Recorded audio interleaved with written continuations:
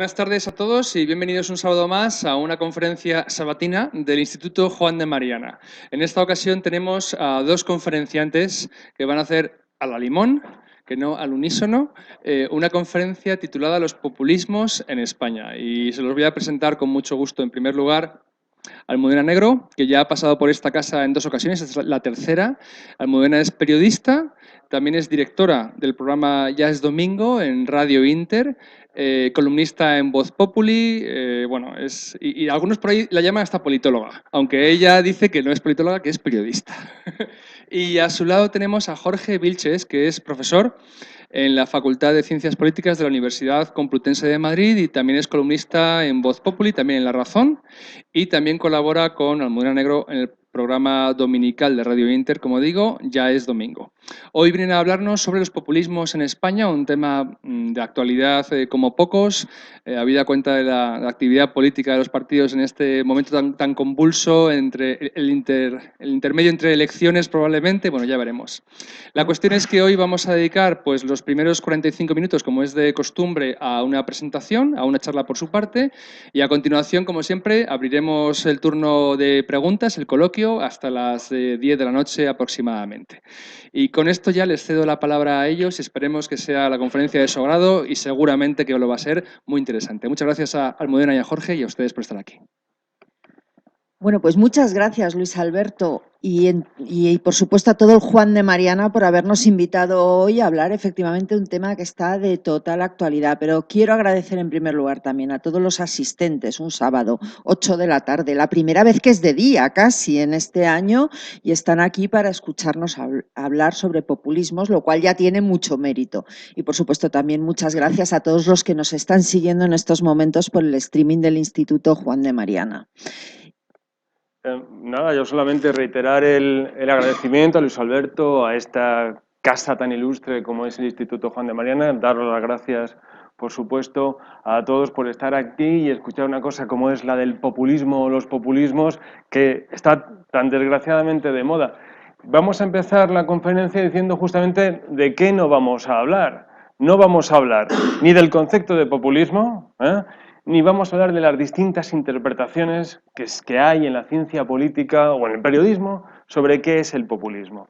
De lo que vamos a hablar en concreto en esta conferencia es del que el populismo es un síndrome que surge en un sistema enfermo, que es el del consenso socialdemócrata, cuando hay una serie de problemas, cuando hay una crisis política definida por una corrupción, que la vemos todos los días, cuando hay una crisis económica con unas consecuencias sociales graves, pero además, y muy importante, cuando hay una desafección hacia la política. Es el caldo de cultivo perfecto para el populismo. Sin embargo, el populismo como solución es una enfermedad.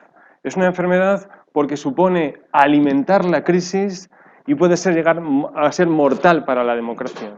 Además, en contra de lo que se cree normalmente, el populismo no es una ideología, es simplemente digo, ya es mucho, un estilo de hacer política, de imagen, de liderazgo, de construir discursos emocionales, de organizar en el fondo un partido-movimiento, porque hay que decirlo, los partidos populistas no son partidos al modo y manera tradicional, como puede ser el Partido Popular o el Partido Socialista, o en Venezuela eran COPEI o Acción Democrática. El populista, además, se mueve en un terreno que está abonado previamente, como decía Jorge, por el consenso. Un consenso socialdemócrata que infantiliza las sociedades. Y cuanto más infantilizada está la sociedad, más fácil es que brote el populismo. En el populismo, además, no hay razones, no busquen racionalidad. Lo que priman son las emociones.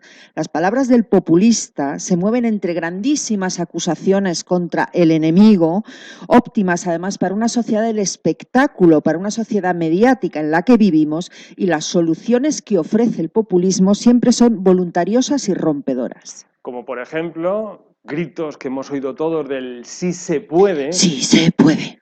Ese tipo de gritos no responden a una cuestión de razón, sino de emociones. Emociones para soñar con una sociedad utópica, para reconstruir una comunidad sobre valores que consideramos universales. Sí, que lo son, pero son valores tergiversados que lo que tienen detrás es una dictadura construida a través de la hegemonía cultural que ellos... Eso es el núcleo irradiador. El núcleo irradiador de Errejón, que interpreta Antonio Gramsci, del dominio de la agenda política. Los nacionalistas y Podemos marcan, que lo estamos viendo todos los días en la prensa desde hace 2 años, nos marcan la agenda política, nos marcan el lenguaje, palabras que ellos han querido meter en nuestro discurso lo han conseguido, marcan también el timing, es decir, el tiempo en el que hay que meter esas cuestiones. Y además es muy importante en el populismo, que lo dijo Pablo Iglesias, nosotros venimos a ganar en la primera ocasión que nos presentemos a las elecciones. Cuidado, que es también parte de su debilidad y parte de su error. Sin embargo, el populismo es contagioso, porque los otros partidos, como lo hemos visto, combaten el populismo con fórmulas electoralistas que nada pueden contra el maximalismo del populista. Y cuando no es así, se centran en campañas del miedo, ¿verdad? Lo hemos visto últimamente. De hecho, tuvimos a Esperanza Aguirre, que en las elecciones municipales confrontó directamente a Podemos, apelando al miedo a que vienen los de Podemos, y es que a la ira jamás se la puede combatir con el miedo. Esperanza Aguirre, en el libro que va a presentar el próximo martes, según ya se ha avanzado en los medios, lo reconoce. Aquello fue un error, porque al populismo jamás se le puede combatir con el miedo, porque el miedo alimenta precisamente al monstruo. En este sentido, yo creo que son un poquito como aquello que decía Timothy Campbell, aquellos que sepan un poquito de redes sociales, son como trolls. ¿Tú sabes qué pasa si intentas razonar con un podemita un troll? ¿Con un troll? Pues que el troll gana. ¿Y si le insultas? El troll vuelve a ganar. ¿Y si le chillas? El troll chilla más y te gana. ¿A que no sabéis que es lo único que los trolls o los populistas no pueden soportar? ¿Cómo se derrota un troll? Ignorándolo. Ignorándolo y con ilusión. Al miedo se le combate ignorando los mensajes de odio y generando ilusión en la sociedad. Cuando esto no se hace, ¿Qué es lo que no se ha hecho? Triunfa, porque el contagio es completo. Lo que sucede es que los partidos tradicionales, el Partido Popular y el Partido Socialista, intentan competir con el populismo en su propio terreno y adoptan su lenguaje, decía, pero también su estética. Hemos visto cómo Pedro Sánchez se quita la corbata, se arremanga, busca esas camisas blancas y adoptan su lenguaje. Oye, y Albert Rivera, qué limpio. Y el querido Albert. ¿Eh? Mariano Rajoy es el abuelo de todos, entonces no puede. No puede remangarse. Pero es que además los medios de comunicación, que son los que han construido esta sociedad del espectáculo, tienen una responsabilidad muy grande, porque han transmitido el lenguaje y la visión del populista, y lo han convertido para el cuerpo electoral en la verdad social, la verdad política. Pensad que en realidad Podemos o los nacionalismos, que es otro tipo de populismo, aquí en España, marcan la agenda política continuamente del resto de fuerzas. Decíamos antes que para que el populismo triunfe tiene que haber previamente un terreno abonado por la desafección, por la crisis y por la socialdemocracia. Por el consenso socialdemócrata, ese que se estableció en España de espaldas al pueblo mediante los famosos pactos de la Moncloa en la Constitución de 1978. Es un consenso mortal. ¿Por qué es un consenso mortal? Porque es absolutamente incompatible con la democracia. Porque cuando nuestros políticos hablan de consenso, jamás están hablando de consenso social, están hablando de, ¿cómo dicen ellos?, arreglar en los despachos los resultados de las urnas. Por tanto, no es democrático. Y además es un consenso de pensamiento único que se ha establecido no solo en España, en toda la Unión Europea, lo podemos ver, que ordena la exclusión de la vida civil de cuantos estén en contra del consenso. El próximo 26 de junio, porque España parece abocada a volver a repetir elecciones, lo cual, por cierto, ¿por qué de repente va a ser mala la fiesta de la democracia que dicen los cursis y que han estado defendiendo durante años? No son elecciones políticas, son elecciones administrativas, porque nos vamos a limitar a elegir quién va a dirigir el consenso en los próximos 4 años. Hay una serie de mantras que se nos han estado imbuyendo en las mentes desde el año 78. ¿Quieres que te cuente yo otro mantra? No, porque primero voy a contar yo uno, Adelante. que es, por ejemplo, la proporcionalidad. Las nuevas fuerzas emergentes, todas ellas reclaman proporcionalidad en las elecciones. Bueno, Pues resulta que lo que es la democracia es la mayoría absoluta. La mayoría, porque la democracia es el gobierno de la mayoría, por supuesto, con respeto a las minorías, etcétera, etcétera. Donde hay sistemas proporcionales, lo único que hay son parlamentos fragmentados y gobiernos débiles, que es el gran problema.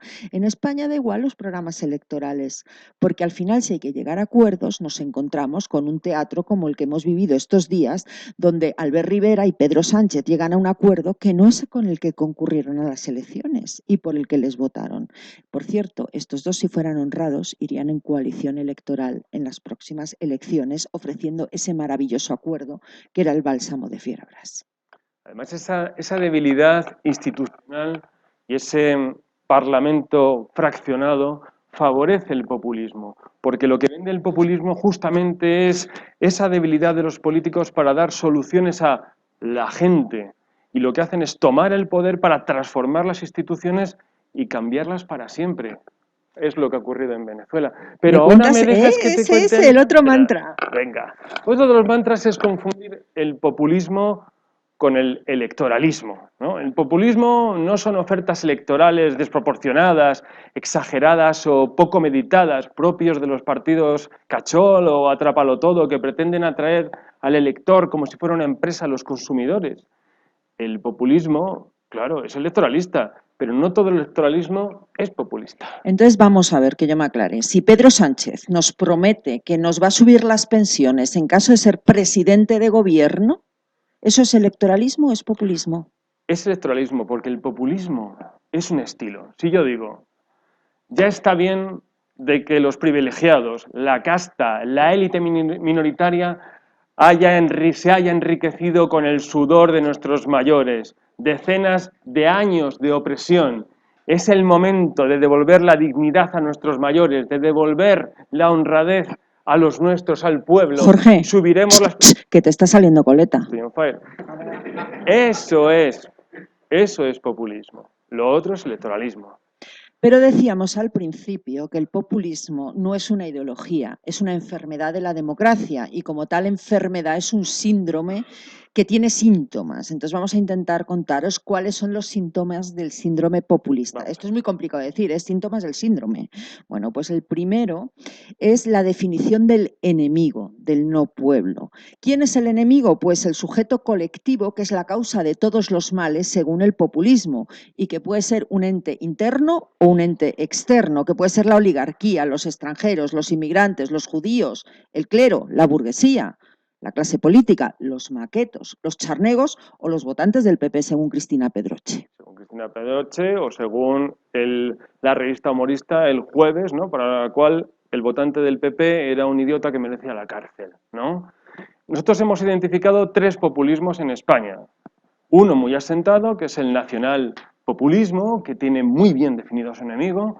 Otro es el populismo socialista, que ha surgido a partir del año 2014, y otro es uno muy reciente, que quizás aquí no lo tengamos tan presente, que es el de las candidaturas de Unidad Popular, el de la CUP.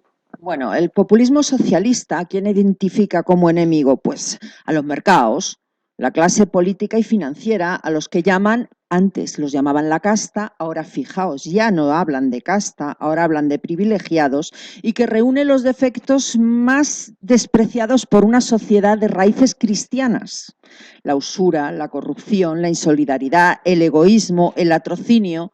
¿Y a dónde conduce ese enemigo? Pues a la miseria, a la muerte, a la indignidad o, lo que es peor, a los Estados Unidos de América.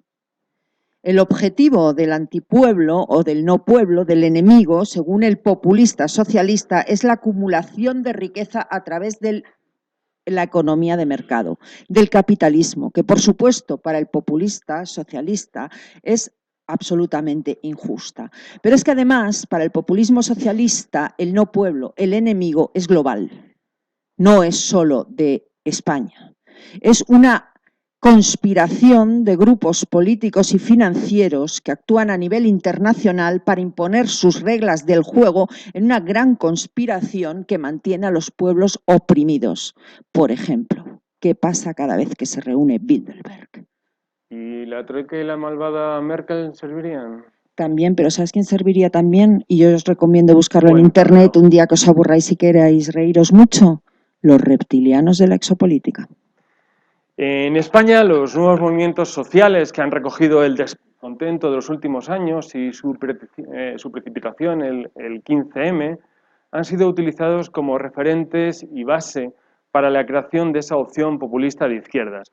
Voy a leer una cita de Íñigo Errejón, que publicó en Le Monde Diplomatique en el año 2014 referido a esto.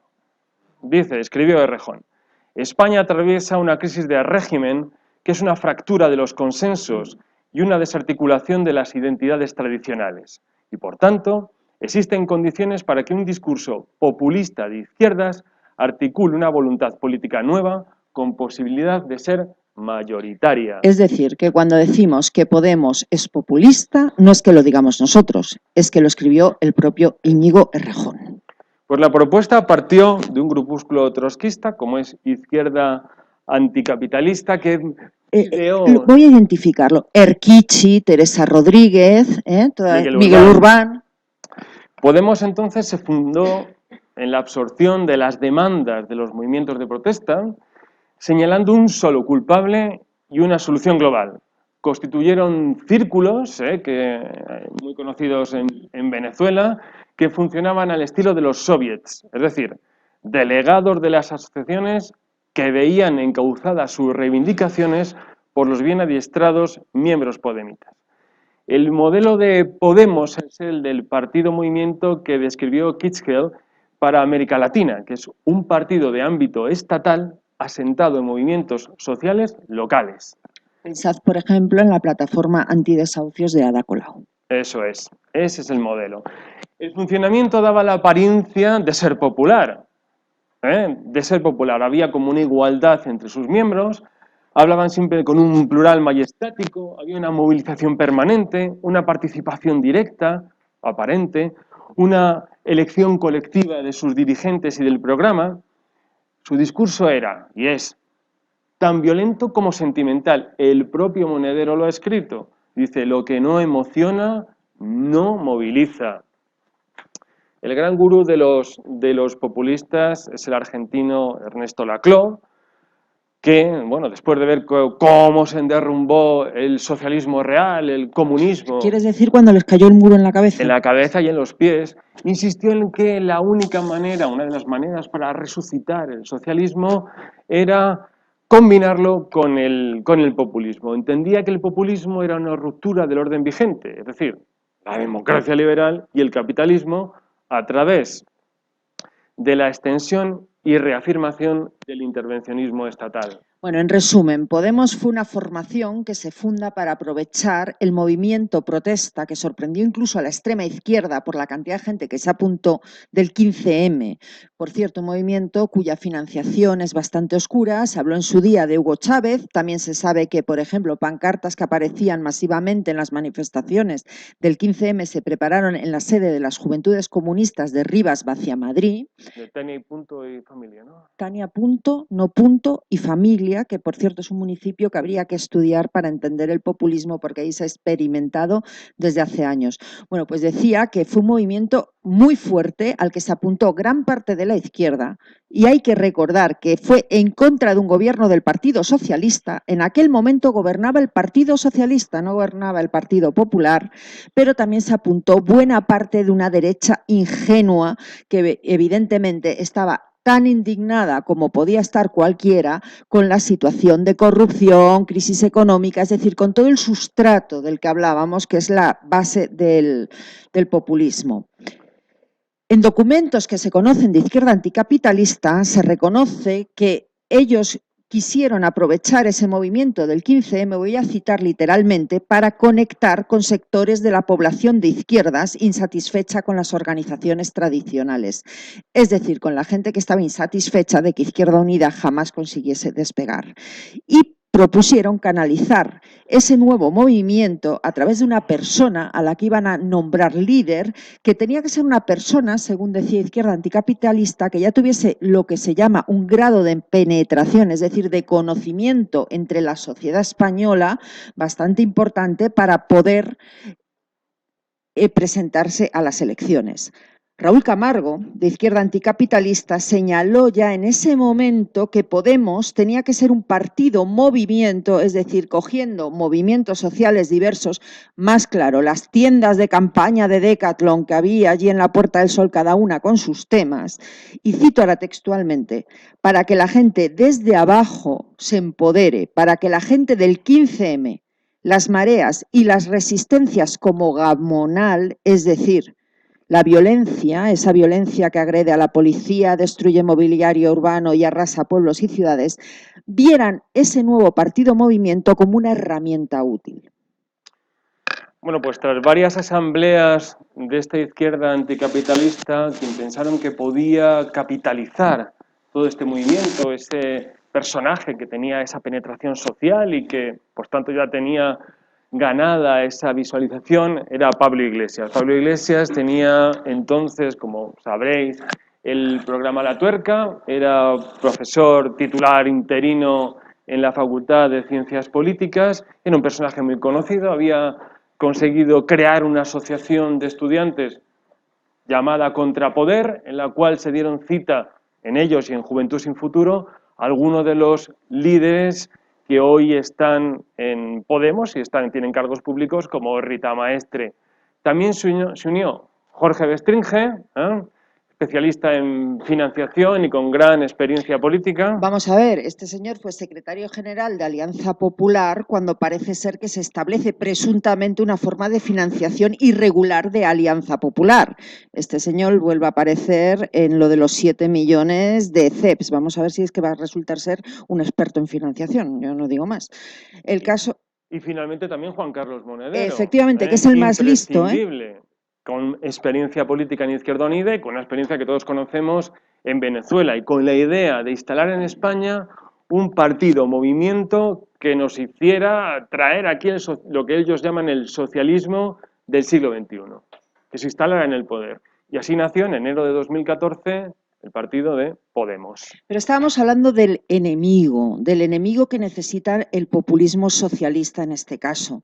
Bueno, hemos oído muchas veces a Pablo Iglesias, le hemos oído todos decir, no sé cómo no le parto la cara a los fachas de Intereconomía, o vamos a salir por Salamanca a cazar gente. Le hemos oído expresiones muy violentas. Bueno, pues todas esas expresiones no son casuales. Es que en Podemos se recoge un concepto de violencia que es leninista. La gente de Podemos cree que tienen la obligación de concienciar a la gente, al pueblo, de los abusos que han sufrido a manos de los privilegiados, de la casta, y así convertir lo particular en un tema de clase. Es como un tema minoritario en España, como pueden ser los desahucios, pasa de anécdota a categoría general. Y la respuesta, por supuesto, a esa violencia estructural presunta que provoca los desahucios, no puede ser individual, porque la violencia individual es de pequeños burgueses. Tiene que ser una violencia popular, una violencia colectiva, de clase. Hay que acostumbrar al pueblo, como escribía Lenin en Qué hacer, a protestar con rabia, en igual medida que, según ellos, está siendo oprimido por los privilegiados, por el poder burgués. Es, en el fondo, incitar al odio como motor de la lucha de clases, de la eterna lucha de clases. Es un odio calculado, es un odio perfectamente calculado que se expresa además en un tono mesiánico, bíblico, yo diría incluso milenarista, y que es muy fácil que llegue a la gente. Os voy a casi declamar algo que escribió Juan Carlos Monedero y que no se conoce demasiado, pero yo creo que resume perfectamente lo que es la violencia buscada leninista en Podemos. Escribió Monedero: entonces, con tantas muertes en la conciencia, se nos va a llenar la boca de odio y los pulmones de tierra y las manos de justicia, y nos vamos a enfadar aún más cuando nos digan que somos nosotros los que estamos sembrando la lucha de clases. Y entonces, repite entonces, no van a encontrar bosques tan profundos, ni mares tan hondos, ni montañas tan altas como para que puedan esconderse y escapar de tanta rabia como han hecho acumular. Esto es una clara apología de la violencia. De lo que Pablo Iglesias dice, vamos a salir a cazar al facha. Eso en cuanto al populismo socialista, pero el nacionalpopulismo no le va a la zaga. El nacionalpopulismo, por su parte, también ha cargado su discurso de ira, son bancos de ira, como señaló Peter Sloterdijk, al centrar la solución a los problemas en el apartamiento, en el repudio, incluso en la liquidación del enemigo. No hace falta remitirse a las argumentaciones para despachar a los otros, a los privilegiados, a los contaminantes, que ya utilizaron los populismos a comienzos del siglo XX. La historia de los nacionalismos vasco y catalán es la historia de un victimismo, donde se manipula la historia construyendo mitos, lugares de la memoria colectiva. ¿Qué es eso de la memoria colectiva? La memoria colectiva es lo propio del estatismo profundo porque la memoria solo puede ser individual. Las mentes son individuales, la mente colectiva no existe. En este sentido, yo os invitaría a tener mucho cuidado de determinados gurús de Internet que hablan siempre de la inteligencia colectiva. Yo leía esta semana una entrevista a un tal Zimmerman de A Digital que hablaba de que ya no van a ser necesarios los partidos políticos, es decir, cuando no hay partidos políticos hay partido único. Cuidado, porque ya todo se podía digitalizar y ya la democracia estaba superada. Hay que tener mucho cuidado cuando leemos en la red a los gurús hablar de mentes colectivas, de inteligencia colectiva. La inteligencia es, en todo caso, individual y cooperamos socialmente. El populismo nacionalista es una inteligencia colectiva y una memoria colectiva. Sin él no hay nada. La de la familia Pujol. Pujol Ferrusola. Ah, vale. Ajá. Entonces es colectiva. El populismo nacionalista identifica al antipueblo, al enemigo, con aquellos que le impiden el cumplimiento de sus objetivos como nación. Siempre ese sujeto colectivo, la memoria colectiva, ya sea a través de la contaminación de su raza o de su cultura, o me estoy acordando de los toros en Barcelona, por ejemplo, o por la supuesta resistencia a reconocer su derecho como nación. Tenemos un par de ejemplos de los enemigos. Se ha conocido hace una semana, como mucho, no recuerdo bien la fecha, que 3 payasos con barretina han escrito un libro donde señalan a 70 catalanes como enemigos del pueblo catalán. Malos catalanes. ¿Por qué eran malos catalanes? Porque gente como Carmen Chacón, cuidado, colaboradores en el colonialismo español en Cataluña. ¿Qué tipo de personajes? Por ejemplo, Josep Pla, Carme Chacón, Duran que ya y le he Lleida, dicho, Félix de Azúa, Joan Prim, y como no Albert Boadella, el por pobre está en todas las supuesto. listas. Pero es que además se ha conocido otra lista de 280 presuntos intelectuales, entre filósofos, escritores, ganapastas, subvencionados, etcétera, etcétera, que piden erradicar el castellano, el español en Cataluña. Claro, porque en el nacionalismo, pero también en otros, como el comunismo y el fascismo, estaban lo que Sloterdijk llamaba los bancos de la ira, ¿no? Los bancos de la ira de la historia, porque señalan al sufridor presente como el vengado del futuro. Sloterdijk hablaba de las bienaventuranzas. Dice, bienaventurados los que tienen hambre y sed de justicia, porque ellos serán saciados. Fijaos Esa es la base. el tono bíblico que coincide perfectamente con la cita que hemos hecho antes de Monedero, ¿no? Es la peligrosa alianza entre el idealismo y el resentimiento que ha surcado la historia de Occidente desde la Revolución Francesa con el terror y el jacobinismo hasta el leninismo y hoy con el populismo socialista y el nacionalpopulismo. El resentimiento, tal y como contaba Mises... Sí, yo os recomiendo siempre buscar en Internet, ¿cómo se llama? Las claves del resentimiento de la ideología del antiliberalismo. Las claves del antiliberalismo en Mises. Hace una disección perfecta de cómo es las raíces psicológicas del antiliberalismo. Hace una disección perfecta del pensamiento del que estamos hablando. Porque el resentimiento crea esa ira que genera violencia, porque el odio, ese odio calculado, quiere destruir el objeto que ha causado la humillación, en este caso, la democracia liberal y el capitalismo. El populismo socialista se basa precisamente en alimentar ese sentimiento, el rencor, para provocar emociones. ¿Cuáles? La ira y el odio, que motoricen su organización política hasta el poder. La CUP, que son las candidaturas de unidad popular, tú, Almudena, que sabes idiomas, ¿cómo se dice en euskera unidad popular? Herri batasuna. Vaya, qué casualidad. Pues la CUP representa como nadie la amalgama entre el nacionalpopulismo y el socialismo, ¿no? Esta organización, la CUP, tiene un perfil del romanticismo tardío, ¿no? Que ese romanticismo violento de finales del siglo XIX, comienzos del siglo XX, utópico y crudo, descarnado, de una especie de anarcocolectivismo posmoderno. No hay en ellos, en la CUP, no hay una construcción doctrinal, ni siquiera hay una referencia a grandes pensadores.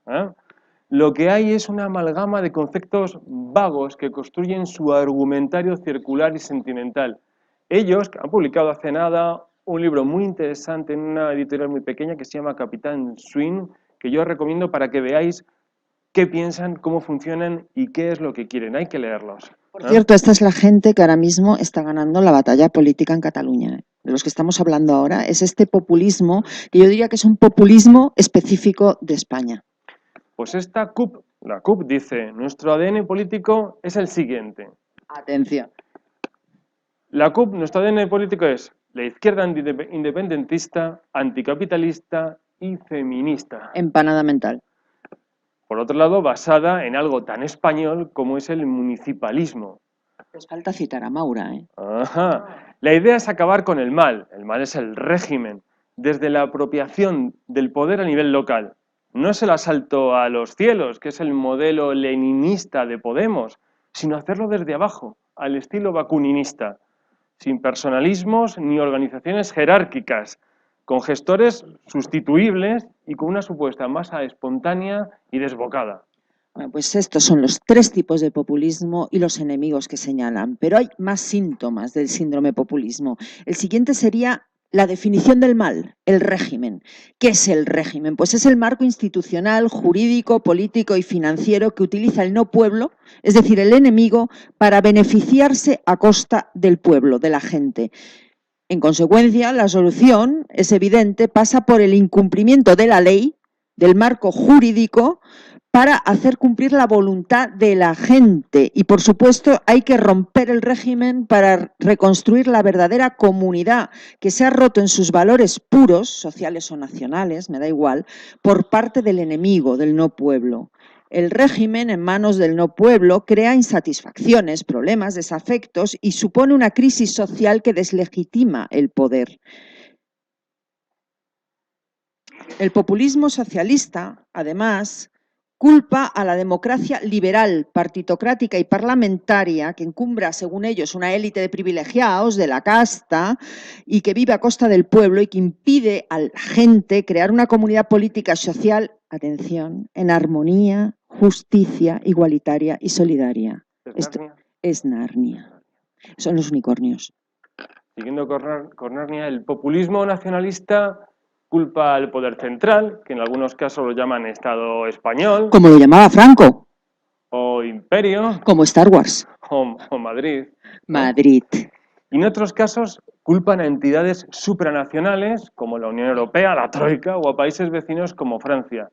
Ese mal, que es el régimen, roba al pueblo e impide la unidad de destino en lo universal. Vaya, como José Antonio. Claro. El nacionalpopulismo tiene un discurso étnico y moralista que contiene 2 promesas, lo que llaman la democratización y el paternalismo estatista. Son ofertas típicas de la cultura de oposición, en este caso de la oposición a Madrid. A Madrid. Ok. Junto a la oferta falsamente democratizadora, los nacionalpopulistas prometen seguridad personal, seguridad laboral, seguridad social, con el regreso a la comunidad. Gemeinschaft. Eso es. La sentimentalización de la política llega por esta vía a su culminación con el nacionalpopulismo. Esa comunidad reconstruida es una visión nostálgica y excluyente que ofrece un refugio sin la tensión y los conflictos generados por la vida moderna. En la pasada campaña electoral vimos a Junts per sí, es que no me sale porque no parlo catalán. Bueno, el caso es que vimos a Junts per sí empapelar Cataluña con una promesa de esa Narnia feliz. Si votas Junts per sí, si ganamos, habrá helado de fresa de postre todos los días. No es broma, lo pusieron esos carteles. Sí, es cierto. ¿Y te cantan una nana antes de dormir también? No, esos no los pusieron, pero el helado de fresa no podía faltar. Ya no me convence, ¿ves? Entonces, claro, en esta comunidad permite a su miembro, me refiero al miembro de esa comunidad, claro, efectivamente, evitar los problemas de la tecnificación, el no tener que actualizarse laboralmente, En no el tener que fondo, competir. tienen un miedo al Porque progreso, efectivamente, porque es un refugio, es cerrar fronteras. levantar muros donde habían caído, ¿no? Son los nuevos muros. Es una aldea en el Sí. fondo. ¿Cuál es el valor dominante en estas comunidades? La solidaridad, que es un valor obligatorio, pero para ello hay que excluir al diferente, al que opina de otra manera, al que siente que puede construir otra comunidad o irse a otro sitio. O simplemente no quiere muros. Simplemente. Y entonces se puede permitir, por ejemplo, que hace, yo creo que aproximadamente 9 años, le enviasen a Albert Rivera a su domicilio particular una foto de su cara con una mancha roja en la frente y incrustada una bala. Eso es. Pero bueno, el nacionalpopulismo, por cierto, y esto lo quiero remarcar, en contra de lo que dicen algunos, jamás es liberal. Es absolutamente imposible que sea liberal, puesto que es estatista, quiere construir un Estado necesario para la reconstrucción de su comunidad y sobre todo es conservador. El nacionalpopulismo siempre es conservador porque bebe de lo que se llama nueva derecha europea, que no resulta heredera de Mises, Hayek o no sé, cualquiera que queráis liberal, es que es heredera de los fascismos y conservadurismos nacionalistas europeos. De hecho, en todos los nacionalpopulismos hay una retórica común.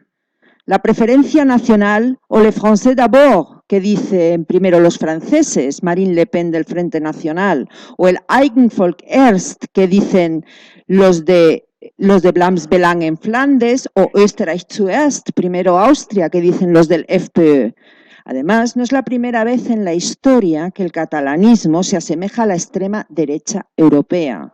Los vínculos del nacionalismo catalán con el fascismo en el primer tercio del siglo XX son abundantes, numerosísimos y sobre todo y especialmente entre los años 31 y 36. Bueno, avancemos. El tercer síntoma, son solo 5, el tercer síntoma Sí, tranquilos, queda poco. del síndrome es una falsa solución, ¿no? Que es la idea del pueblo único y homogéneo, ¿no? Para ellos el pueblo es un sujeto colectivo que reúne las mejores virtudes, ¿no? La honradez, la laboriosidad, la solidaridad, la bondad. Es un sujeto al que hay que proteger y que hay que despertar, porque los populistas son evangelizadores. Van descubriendo la verdad al pueblo que está bien o sometido o dormido, que se deja oprimir por los privilegiados. Son como en la película de Matrix, ellos han tomado, en este caso, la pastilla roja, han despertado a la realidad y van a despertar al resto para que luchen contra los privilegiados. Para ellos no hay izquierda y derecha, no hay identidad de izquierda o derecha, solo hay identidad popular. Pero el concepto de pueblo que manejan es mera retórica, porque lo importante es la voluntad de la gente que, por supuesto, expresa aquel que se atribuye ser el portavoz del pueblo. ¿Y qué es lo que le legitima para saltarse la ley y la democracia? En el fondo es exactamente el mismo concepto de los totalitarismos del siglo XX. Hay en ellos una concepción rusoniana, jacobina, de la voluntad nacional y del Estado sobre el individuo, que debe actuar a favor del interés del pueblo o la nación o atenerse a las consecuencias. Y estamos hablando de Estado porque toda esta alegre muchachada es estatista. Por cierto, Estado y gobierno no son lo mismo. ¿Tú sabes dónde ponen esta gente, dónde somos gente también? ¿Dónde esta gente pone la legitimidad del Estado democrático? En el helado de fresa. En el helado de fresa, en que sea social. ¿Por qué? Porque ellos establecen que el progreso colectivo debe ser una condición para el progreso individual. Y para ello hay que reglamentar la sociedad, que lo estamos viendo en Madrid, dirigir al individuo, instruirlo, educarlo en los valores socialistas representados en el Estado y condicionar el desarrollo de la persona a la intervención estatal. La responsabilidad de esta manera pasa del individuo al Estado. Y el Estado, se legitima por el cumplimiento de fines socialistas de argumentación sentimental. Esto no lo he entendido. Fines socialistas de argumentación sentimental. Ponme un ejemplo. Un ejemplo, por ejemplo, que además se está poniendo de moda, ¿no? Lo voy a intentar hacer en un tono populista. No solamente los privilegiados tienen derecho a no pasar frío en invierno, ya es hora de que el pueblo retome su dignidad y tenga calefacción en sus casas. El derecho a la calefacción debe ser un derecho constitucional. Es decir, que para ellos es el Estado quien otorga derechos. En el fondo son ellos quienes otorgan derechos. Aquí estamos viendo clarísimamente lo que es la ruptura del derecho y su sustitución por la legislación. Y en el fondo el positivismo jurídico, que es el destructor mayor del derecho que hay. Bueno, y el otro populismo, el nacionalista, ¿a qué alude como pueblo único, homogéneo? Pues al pueblo como una nación. Lo vemos en Cataluña, en el País Vasco y en los 4 que hay en Galicia. Siempre con un espíritu, un Volksgeist, sometido en este caso, como ya hemos dicho antes, a los que impiden el cumplimiento de su destino en lo universal. El pueblo para ellos es la nación etnolingüística a la que atribuyen una edad de oro histórica que se inventan. No sé si habéis visto a ese iluminado que dice que Santa Teresa de Ávila es como poco de Montornès del Vallès. Y Erasme de Rotterdam. Bueno, ese es que pasó por Cataluña y entonces es catalán. ¿Y Miquel de Cervantes? Ese es del Hospitalet de Llobregat, que me lo ha dicho Llollas. Del Juventud de Badalona. Pues son así, es decir, se han inventado una edad de oro histórica que ha sido forzada contra su espíritu y su destino a vivir con los españoles. Y ellos precisan un Estado propio, ¿para qué? Para volver a las esencias de su tribu, porque son tribales. O a lo que podría ser un título otra vez de Narnia, a la comunidad perdida. Pero además esa tribu es irresponsable, en el sentido de que si uno de sus individuos, uno de sus miembros, comete una falta o delito... Uy, se me ocurren tres. El Alfon, ese es un crack. El Bódalo, que es este que no es violento y que te pego si no me das la razón. Y los Puyol. Los Puyol Ferrusola. La responsabilidad del fallo que comete no es individual, no es propia.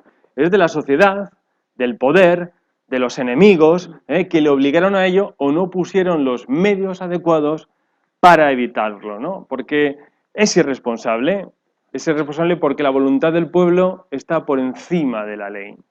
Vamos a la cuarta, el cuarto síntoma de este síndrome, que es los llamamientos a la unidad popular o al partido único. Eso suena a Mussolini, yo no digo más. Para ellos la sociedad se divide entre élite y masa, privilegiados y pueblo. Y claro, los intereses del pueblo son solo unos y por tanto solo debe existir un partido que los represente. La democracia del populismo socialista es la democracia presuntamente participativa, que consiste en que el pueblo, a través de la unidad popular, Herri Batasuna, tome el poder del Estado y rompa la lógica del liberalismo para reconstruir la comunidad sobre la base de la igualdad social. Frente a la defectuosa democracia liberal, el populismo, ¿de qué habla? Del gobierno de viva la gente. Del populismo, el populismo es habla que lo he del ensayado, gobierno de la gente. Os la canto entera ¿Y si por qué no queréis? puede bailar? Por eso tienen vocación de partido único, que busca la movilización constante. Las grandes manifestaciones, había una aquí casi a la puerta, ¿no? Las grandes manifestaciones, con puños o manos alzadas, con caudillos, con banderas, con eslóganes y gritos. Cuando estuvimos dando esta conferencia en Barcelona pusimos imágenes de uno de los ritos que hacen los nacionalistas, que es ir una vez al año con las antorchas. Y pusimos al lado una imagen de los nazis, igual, exactamente con antorchas. Claro, no cayó precisamente bien. No les gustó, ¿no? No. Voy a leer otra vez una cita de Íñigo Errejón al respecto. Podemos nació como propuesta de herramienta para la unidad popular y ciudadana, esto es, la articulación del descontento flotante para una activación popular que recuperase la soberanía y la democracia secuestradas por la casta oligárquica. Aquí aún decía casta, ahora dicen privilegiados. Ahora dicen privilegiados. Ya no dicen pueblo, ahora dicen gente. Claro. El populismo nacionalista, cuyo pensamiento no ha avanzado desde finales del siglo XIX... Ahí va, desde Sabino Arana. Cuya obra está oculta por el PNV, es decir, es imposible prácticamente encontrar una obra de Sabino Arana. Los originales los tienen bajo 7 llaves, encerrados en el Euskadi Buru Batzar, y es imposible de consultar. ¿Sabes por qué? Dígamelo usted. Porque el nacionalismo se cura leyendo a Sabino Arana. Ajá. Ese populismo nacionalista, decía, se basa en la misma idea de que las clases deben someterse al interés superior de la nación, para el que no hay ni derechas ni izquierdas. Por eso buscan la creación de frentes o de movimientos nacionales, eso es, Junts pel Sí. Claro, un frente nacional. Junts for Men era aquello. Junts for Men. Ahora es Puigdemont, Mocochoco, como dice ahora Los Santos. Movimientos nacionales, ligas y coaliciones que representen al pueblo en la lucha por lo que debe ser su prioridad, que es reconstruir la comunidad nacional libre e independiente por una especie de imperativo histórico, ¿no? Y socialista, no te dejes el socialista y feminista, porque en Cataluña los de la CUP quieren que sea socialista y feminista. Bonito. Bueno, vamos con el último síntoma del síndrome, este es el que a mí me encanta. Es el del líder redentor o mesiánico, porque los populismos, y ahora me gustaría que cerrarais los ojos y visualizaseis a Artur Mas y a Pablo Iglesias, hacen encarnar en el líder las aspiraciones del pueblo, de la gente. El líder, y en este caso es mucho más Pablo Iglesias, tiene una extracción, imagen y costumbres populares, y es un compendio de sus virtudes y gustos, es la voz de los deseos del pueblo. Todo en la imagen de Pablo Iglesias, todo absolutamente, como además hemos conocido gracias a un estupendo scoop que dio mi compañero José María Olmo en El Confidencial, es absolutamente medido. No es casual ni la coleta, ni la camisa blanca, ni esa corbatilla negra que llegaba puesta o que se presente a la audiencia no hay real. Nada espontáneo en Podemos, absolutamente nada. Como los documentos que hemos conocido de izquierda anticapitalista nos muestran cómo han estado preparando todas y cada una de las intervenciones públicas de Pablo Iglesias. Desde qué debía decir a cómo debía vestir y cómo debía expresarse. Son unos genios de la comunicación. No sé si habéis visto el vídeo de la reaparición de Rejón después de su pelea con Pablo Iglesias, que se movía aquello, era como un vídeo casero, había unos movimientos, qué perfección y qué maravilla de comunicación para hacer pensar que Rejón era uno más y lanzar y colocar su mensaje. El líder, por supuesto, en este caso Pablo Iglesias o Artur Mas, para mantener el contacto con la gente, hace grandes discursos, grandilocuentes. Quiero ser vicepresidente del gobierno y si no, nada. Y por supuesto consigue siempre acaparar la atención de los medios de comunicación. Ese liderazgo, además formado en las tertulias televisivas, no es un rasgo de modernidad, es un rasgo de mesianismo religioso. Es de estos que salen en Estados Unidos y en las teles, no sé cómo se dicen ahora, estos predicadores, telepredicadores, o bien del paternalismo monárquico que considera menores de edad a los hombres. Sé lo que quieren porque yo soy uno de ellos. Que es propio de los populismos del siglo XX que vemos ahora cómo se reproducen. El mismo Errejón al respecto decía lo siguiente, por si os acordáis, las primeras papeletas de Podemos lo que llevaban era la cara de Pablo Iglesias. Decía, escribía, que además Errejón es transparente para estas cosas, es una mina. Dice, ¿quieres decir Íñigo Defenestrado Errejón? El mismo que viste en calza.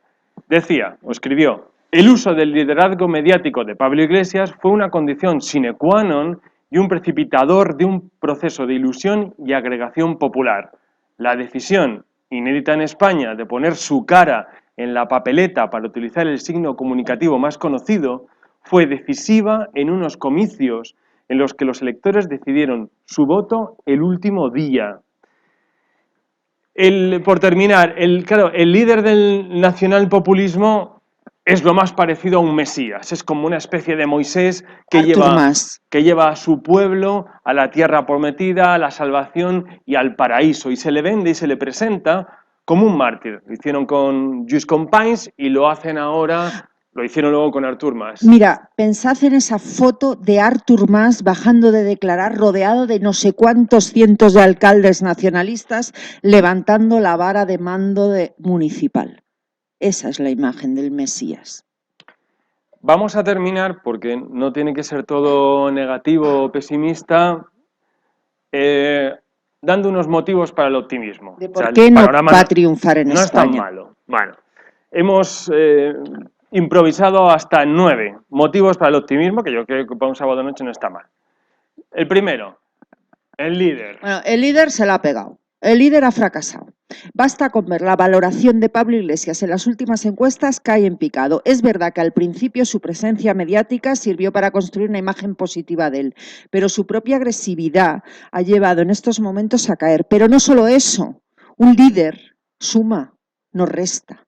Ayer Mónica Oltra, que es el último de los monos prácticamente de las confluencias, llegó a amenazar a Pablo Iglesias diciéndole que quien no es capaz de negociar no puede ser candidato a las elecciones. Un líder no se le van de las manos las confluencias. Un líder tiene todo absolutamente bajo control. Pablo Iglesias, se puede decir ya, ha fracasado como líder, porque además él lo dijo, tengo una sola bala para saltar los cielos.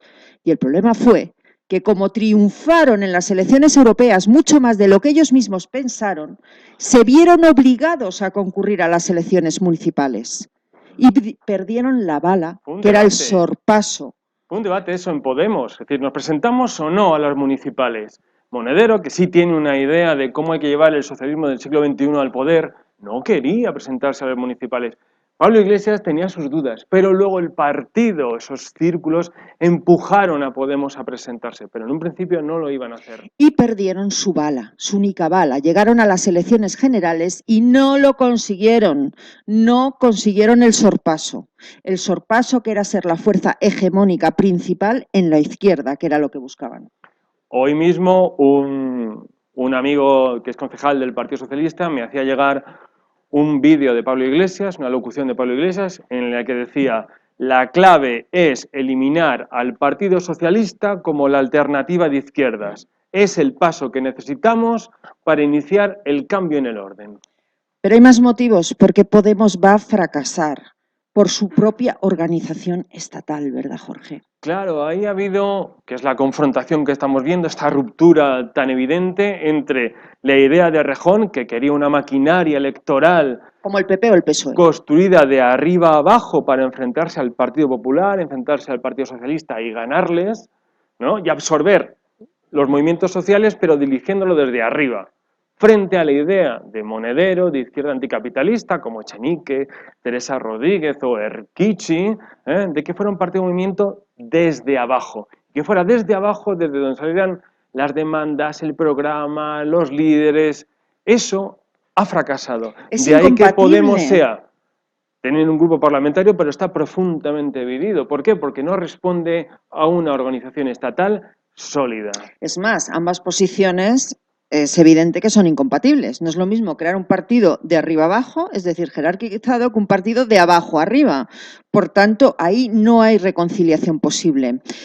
Uno de los grandes problemas que también tiene Podemos, y yo creo que es un motivo para la esperanza, por lo menos para quienes creemos en la libertad, es el vaciamiento de los círculos. Los círculos han quedado vacíos en el momento en que se impuso la opción pragmática de Errejón, que ahora ha sido defenestrada, y se metieron las listas plancha para controlar el grupo parlamentario en el Congreso y quitar poder a los varones territoriales y a los propios círculos. A partir de ese momento, los círculos de Podemos empezaron a vaciarse. Y, por supuesto, la ruptura interna que tienen entre ellos, la propia bronca, todos lo sabemos, lo llevamos oyendo décadas.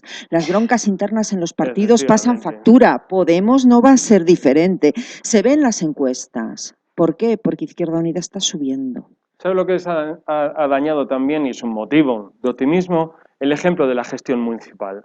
Es decir, cómo están gestionando los municipios que no hubieran alcanzado el poder si no hubiera sido por el Partido Socialista, en muchos casos.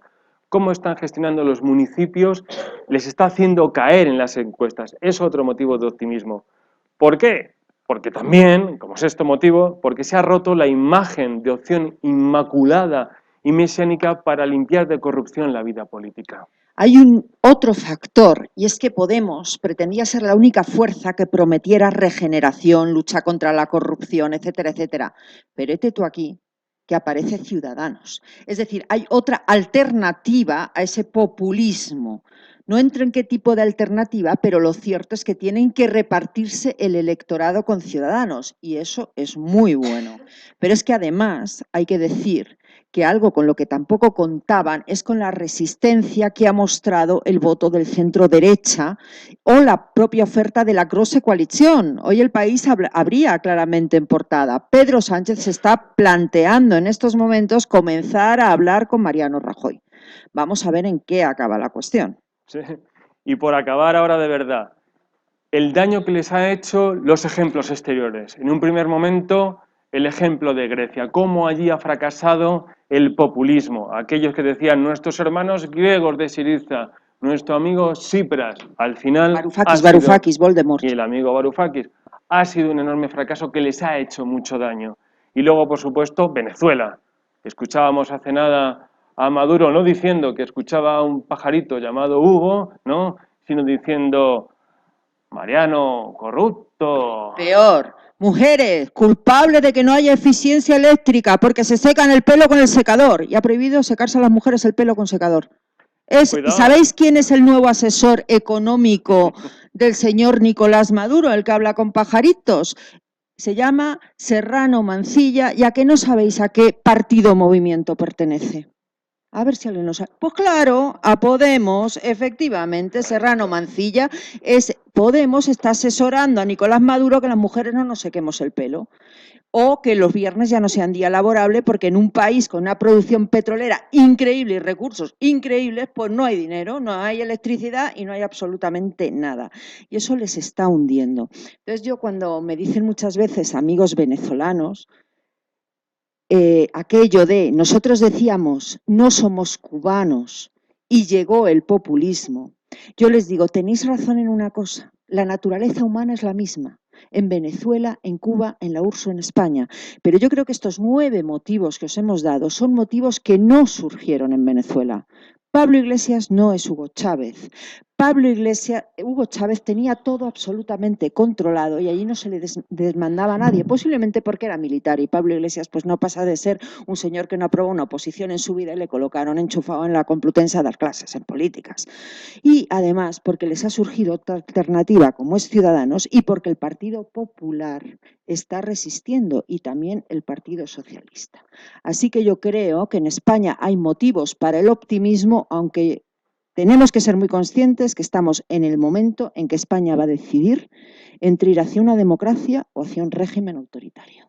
Esa es la clave del momento, el pensar que la democracia no está regalada, que la democracia no está sentada, que en cualquier momento se puede perder.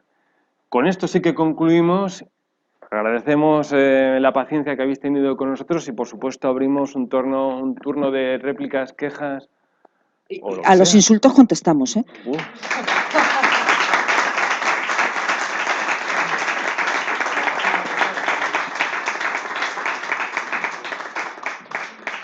Muy bien, pues entonces damos el turno de preguntas. Empezamos, por favor, levanten la mano y yo voy asignando los turnos. Voy a empezar, pues, primero, segundo, tercero, cuarto, quinto y sexto y séptimo. Vamos a empezar con 7 preguntas. Vamos con el primero.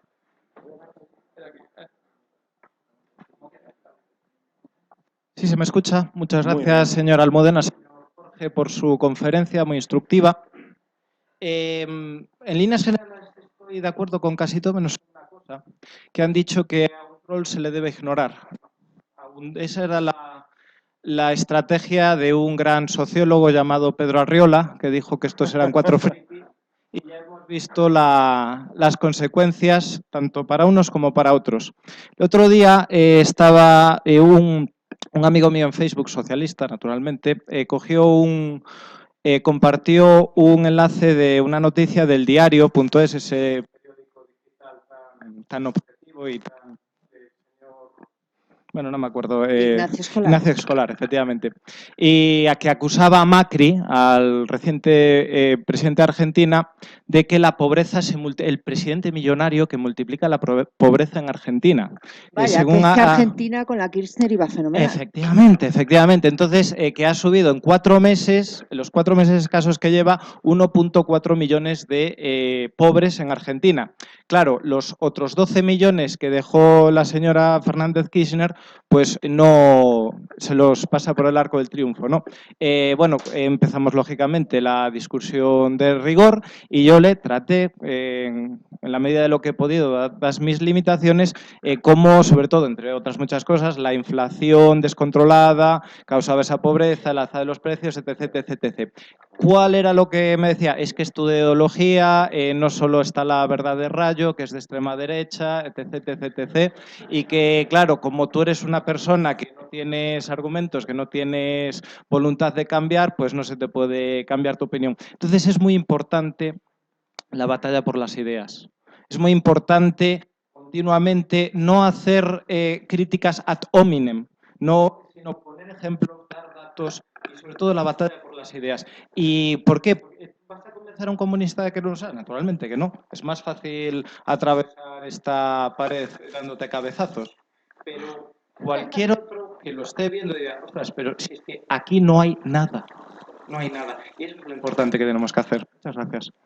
No, gracias a ti. Yo solamente señalarte una cosa sobre el sociólogo Pedro Arriola. Pedro Arriola y otros de su entorno lo que consideraban en su momento no es que hubiera que ignorar a Podemos, sino que había que alimentar a Podemos. Había que darle espacio en los medios de comunicación porque pensaban, y aquí lo de alimentar al monstruo, que alimentando a Podemos podían dividir el voto de la izquierda. No era tanto, él lo que hizo Arriola fue, por tanto, alimentar el troll. Es más, nosotros hemos dicho que hay que ignorarle, ignorar su odio, pero meter propuestas que ilusionen a la gente. O sea, no se trata de una actitud pasiva como si Podemos no existiera. Lo que no hay que hacer es lanzar mensajes de miedo a Podemos, sino lanzar propuestas que conecten con la gente, que ilusionen a la gente, porque la política es confianza y es ilusión. Es una cosa que hizo muy bien Albert Rivera y Ciudadanos al principio de la campaña electoral. Consiguieron venderse como una fuerza alternativa, ilusionante, de cambio. Luego, por otros motivos, una campaña desastrosa, pues se quedaron en lo que se quedaron. Y luego, con respecto a lo que decías del hijo del padre, o sea, de Nacho Escolar, vamos a ver, es que lo hemos dicho, la complicidad de los medios de comunicación es tremenda en todas estas historias. Y precisamente me hablas del hijo del padre. Yo es que no perdería mi tiempo discutiendo con él, porque a un creyente, a un tipo que se mueve por la emoción, no le puedes convencer por la razón. Pretendo destapar sus mentiras. Pretendo destapar sus mentiras. Pero ignora a Ignacio Escolar y da datos. Y genera ilusión. Esa es nuestra propuesta. Muy bien. Hola, buenas tardes. Bueno, estoy totalmente de acuerdo con lo que han estado diciendo del populismo, pero yo les quería preguntar cuál es la solución que ponen a esto, porque estaban hablando de entre una democracia y un gobierno autoritario, y en este sentido soy de la opinión del profesor, bueno, del doctor Rayo, que dice que la democracia en parte es lo que lleva a esto, la democracia lleva a la demagogia. Entonces, yo creo que todo esto pasa en Occidente por una falta de valores, y no hay sino que ver cómo el Occidente ha burguesado con gente que nace, por así decirlo, con amplias comodidades, ya son personas que quieren vivir a costa del resto. En cambio, mientras que en Vietnam, Laos o países que han sufrido el comunismo, o Europa del Este mismamente, sí que son más capitalistas. Entonces, mi pregunta es, ¿cuál es la solución que proponen ustedes? ¿Creen que la democracia es una buena alternativa o creen, evidentemente no nos la podemos cargar de golpe, porque no se puede, pero ¿creen que en última instancia es una buena alternativa o que inevitablemente va llevando, como dice el doctor Rayo, a una demagogia mayor? Gracias. Bueno, la democracia no lleva a la demagogia. La democracia se articula en instituciones y se basa en una cultura política democrática. Aquí nuestras instituciones precisamente no nos establecen una democracia de la cual ahora podamos estar muy orgullosos. Es lógico que esta democracia en la que vivimos necesite una rectificación y nuestra cultura política democrática deja mucho que desear. Y os voy a poner un ejemplo. A nosotros no nos gusta, a nosotros me refiero a los españoles, plural majestático, populismo. Nosotros no nos gusta la gestión de Mariano Rajoy y lo que hacemos es votar en el municipio o en la comunidad autónoma a otro partido. Estamos valorando una gestión nacional votando a un gestor municipal o a un gestor autonómico. No hay una cultura política democrática en España. La democracia no lleva a la demagogia, la democracia hay que articularla bien. La democracia no es que gobierne solamente la mayoría, sino que la más pequeña de las minorías, ¿sabes cuál es? Tú, el individuo, tenga sus derechos garantizados. Que yo pueda hablar aquí y que tú me puedas hablar y que tú y yo podamos discrepar. Esa es la democracia. Es más, yo incidiría en una cuestión. Es que la democracia no es perfecta. El problema es buscar sistemas perfectos. No es perfecta. no podemos buscar sistemas perfectos. La democracia simplemente es el menos malo de las formas de gobierno. Frente a un régimen autoritario, frente a Venezuela, hombre, siempre estaremos mejor en un régimen democrático. Es verdad que en España hay demagogia. Yo le doy la razón al profesor Rayo, pero no es como consecuencia de la democracia, sino precisamente de la falta de democracia. Y me voy a explicar.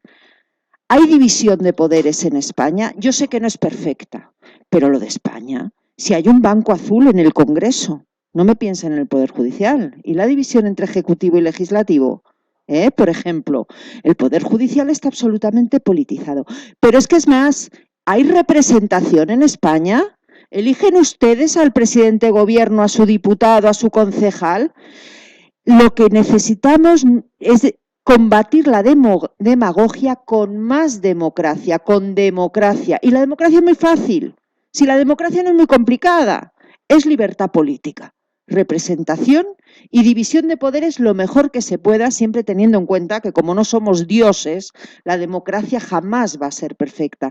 Y es verdad que Alexis de Tocqueville, en La democracia en América, explica cómo puede degenerar la democracia, que es una de las cuestiones que estamos viendo, pero eso no quiere decir que la democracia sea mala. Quiere decir que hay que pelear día a día para que haya más democracia, que es lo que, por cierto, nos niegan todos estos políticos, todos, cuando hablan del consenso, porque como hemos explicado, el consenso que ellos proponen es que ellos pacten en despachos lo que hacen con nosotros. Pactan con cualquiera, cualquier cosa, con independencia de lo que hayas votado. Y efectivamente, por eso podemos decir que hay demagogia, pero no podemos partir de la base de que la democracia es mala, sino que al revés. Para acabar con la demagogia y con la partitocracia, con el estado de partidos que hay en España, lo que necesitamos es precisamente democracia.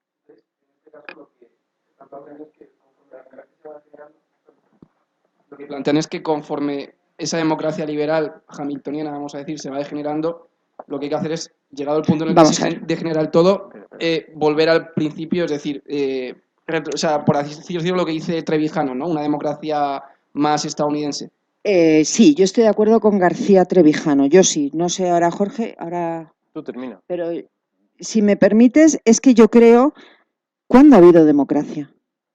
Si es que es la Constitución, en primer lugar, la Constitución de 1978 en su preámbulo ya habla de una sociedad avanzada, leninista. Ya vamos en busca del hombre nuevo. Pero es que la propiedad privada está sometida a no sé qué función social. Pero es que nos inventamos las comunidades autónomas para que las oligarquías de entonces sigan mangoneando y los Puyol se lo lleven calentito. Y además, una vez que han fracasado, y no hablo económicamente, sino políticamente, vamos, salvo Montoro, que le dio un aire el otro día y dijo que habían fracasado, la clase política se empeña en mantenerla. Porque no aceptan. Es más, los propios partidos emergentes no están proponiendo soluciones democráticas. Fíjate hasta qué punto que lo que proponen es imponer por ley democracia interna en los partidos. Y yo lo he dicho 1000 veces, a mí es que me tocan las narices como los militantes de Ciudadanos eligen a Albert Rivera. Lo que yo quiero es elegir a mi representante y eso es la democracia. No hacen más que ponernos cortinas de humo. Y el problema lo tenemos en una Constitución que posiblemente fue la única que se pudo hacer en su tiempo, hay que ser justos, pero que nació vieja. Conforme, pasemos. Sí. ¿No pensáis que puede ocurrir como en Cataluña, que en el último día, en el último minuto, Podemos, de alguna forma, para coger trozo de poder, que vote favorablemente? ¿No pensáis que eso es bastante probable? En el último momento, Pedro Sánchez. como la CUP con Junts pel Sí. Pero es que el último momento depende de las concesiones que se hagan y eso hay que pagarlo. El jueves pasado en el Parlamento de Cataluña se votó una moción rupturista de desacato al Tribunal Constitucional y seguir la desconexión, ¿no? La desconexión no solamente con España, sino con la civilización moderna. Que sea en el último minuto tendría que ceder tanto el PSOE, pero tendría que ceder también Pablo Iglesias tanto dentro de sus propias filas, que tendría que ser casi un truco de David Copperfield. Pero la votación en las bases, en este caso Podemos la ha planteado Pablo Iglesias para que salga el no. Yo no sé si recordáis la noche electoral. La noche electoral salió Pablo Iglesias sonriendo de oreja a oreja porque pese a no haber logrado el sorpaso dijo, bien, vamos a nuevas elecciones. Es que Podemos lleva en campaña electoral desde el principio. Los de Ciudadanos y el PSOE son los lilas. Hay que decir las cosas como son. Podemos es un partido, y ellos se definen así, es un partido de confrontación. Es un partido que se crece en la lucha electoral.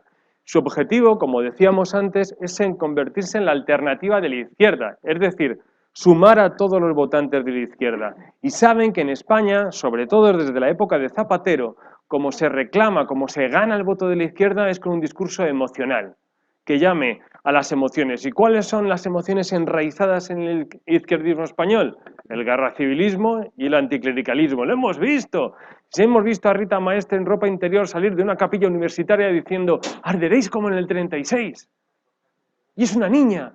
Y hemos visto a Pablo Iglesias reivindicando en el Congreso de los Diputados a Margarita Nelken, que en el año 36 fue la primera a organizar las sacas, las checas, y estuvo en la matanza de Paracuellos. Y reivindican a Margarita Nelken. Y no pasa nada. ¿Por qué? Porque está reclamando ese voto emocional de la izquierda. De ahí que digamos, cuidado, la democracia no es una cosa que nos venga dada y qué bien vivimos. No, no, es una cosa que hay que salvaguardar todos los días. Hay que estar precavido. Que sea el último minuto, espero que no. El gol del último minuto, estilo Sergio Ramos, ¿no? Espero que no, en este caso. Yo además lo veo complicado porque en la bronca interna que ha habido entre Rejón y Monedero, finalmente Pablo Iglesias con quien ha pactado es con Izquierda Anticapitalista, los que consideran al PSOE socialfascistas y traidores. Y yo no me creo que Izquierda Anticapitalista vaya a renunciar a todos sus principios, que son los más radicales dentro de la radicalidad, vaya a renunciar a todos sus principios por 3 ministerios o 4. No lo creo, pero como estamos entre piraos, porque yo creo que todo esto se arregla con psiquiatras. Que se está grabando. Me da igual, es que se arregla con psiquiatras. Es que es la verdad. Pues lo siento mucho. No se sabe, pero yo creo que no. Bueno, lo primero, muchas gracias por su conferencia. Estoy totalmente de acuerdo con todo lo que ustedes han dicho. Ustedes han insinuado, pero no se han atrevido a decir abiertamente, que Podemos es un partido abiertamente fascista. Tiene roces, pero hay que reivindicarlo como un partido fascista. ¿Por qué? Hace poco, Pablo Iglesias le envió una carta a sus círculos y la militancia de Podemos que se llamaba Defender la belleza. Cualquier persona que haya leído un poco de historia ya se puede imaginar a qué tipo de lírica hace referencia esta carta. Entonces, leo simplemente 2 frases de este comunicado. Pone: Rafael Mayoral, uno de los miembros más destacados de Podemos, afirmó una vez que a nosotros nos brillan los ojos cuando hablamos de ciertas cosas. Nuestros adversarios no soportan esa belleza, no soportan que nos emocionemos. Puntos suspensivos. No soportan que nuestras sonrisas, nuestros besos y nuestros abrazos sean de verdad. Puntos suspensivos y termino. Esa es la gran diferencia de Podemos, nuestro brillo, exactamente lo que no podemos permitirnos perder. Esta es una lírica que es copiada exactamente de una carta que le envió el conde de Morgano a Benito Mussolini en los años 30. Entonces, ya que son fascistas líricos, como decía Antonio García Trevijano, era propio, el fascismo lírico. Está bien. se podría decir en los medios de comunicación, denunciar, o qué escándalo creen que tendría esto, que Podemos es un partido fascista. No es la primera vez que se dice. Tenemos un amigo, Javier, que publicó hace un año y pico, un libro equiparando a Podemos con el fascismo italiano. Ahora bien, es cierto... Javier López, periodista del Venezolano TV.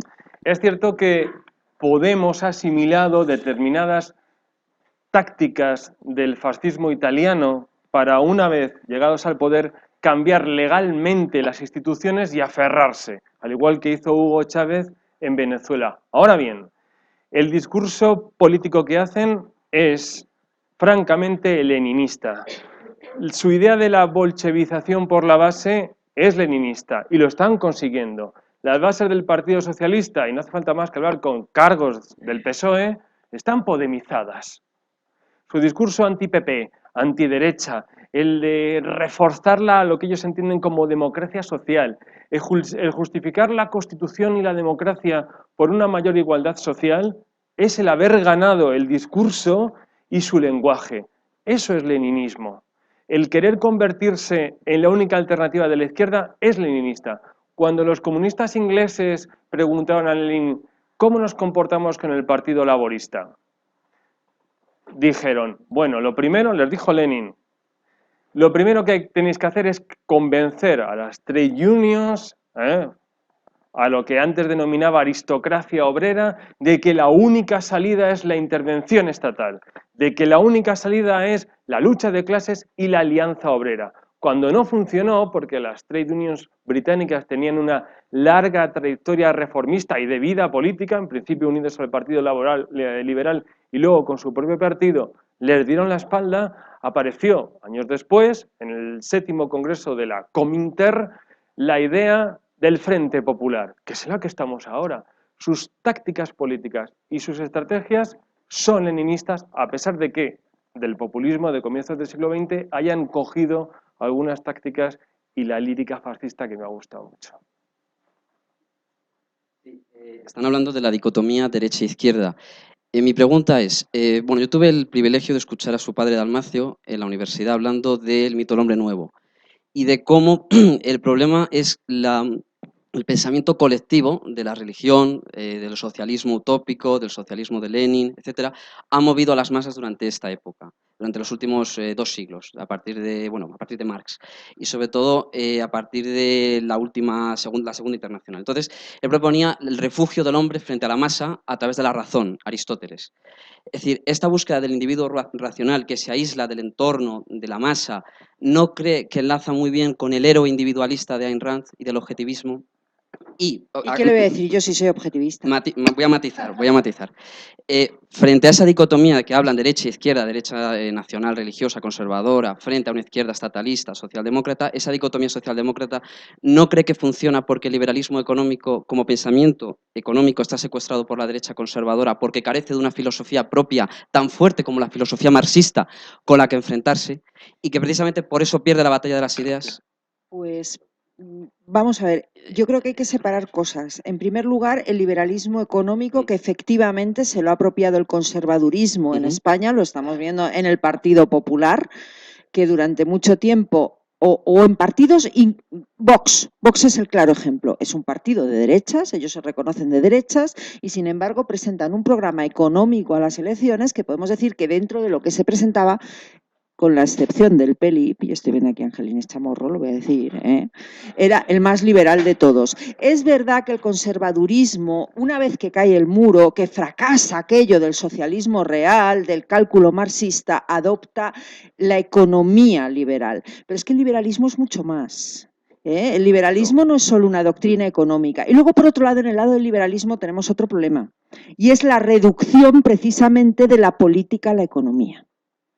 Es el economicismo que es de raíz marxista. Cuando tú reduces todo, la política, la economía, en el fondo eso es marxismo. Exacto, se cuela el marxismo cultural. Usted antes ha hablado de los gurús de Internet, los chamanes, todos los profetas que hablan desde las nuevas plataformas. Desde mi punto de vista, le voy a decir cómo yo lo veo, que es una opinión personal, por lo tanto subjetiva.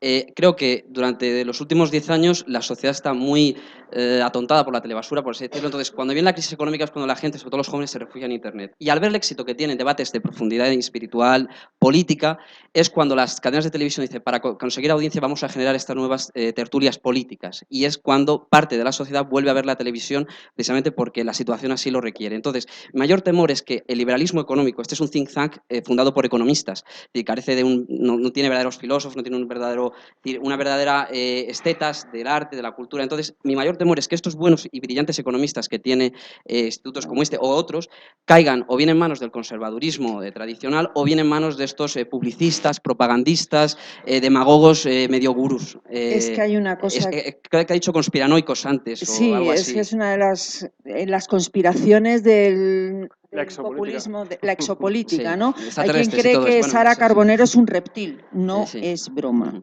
Y que hay una conspiración mundial de reptiles. Esto es cierto.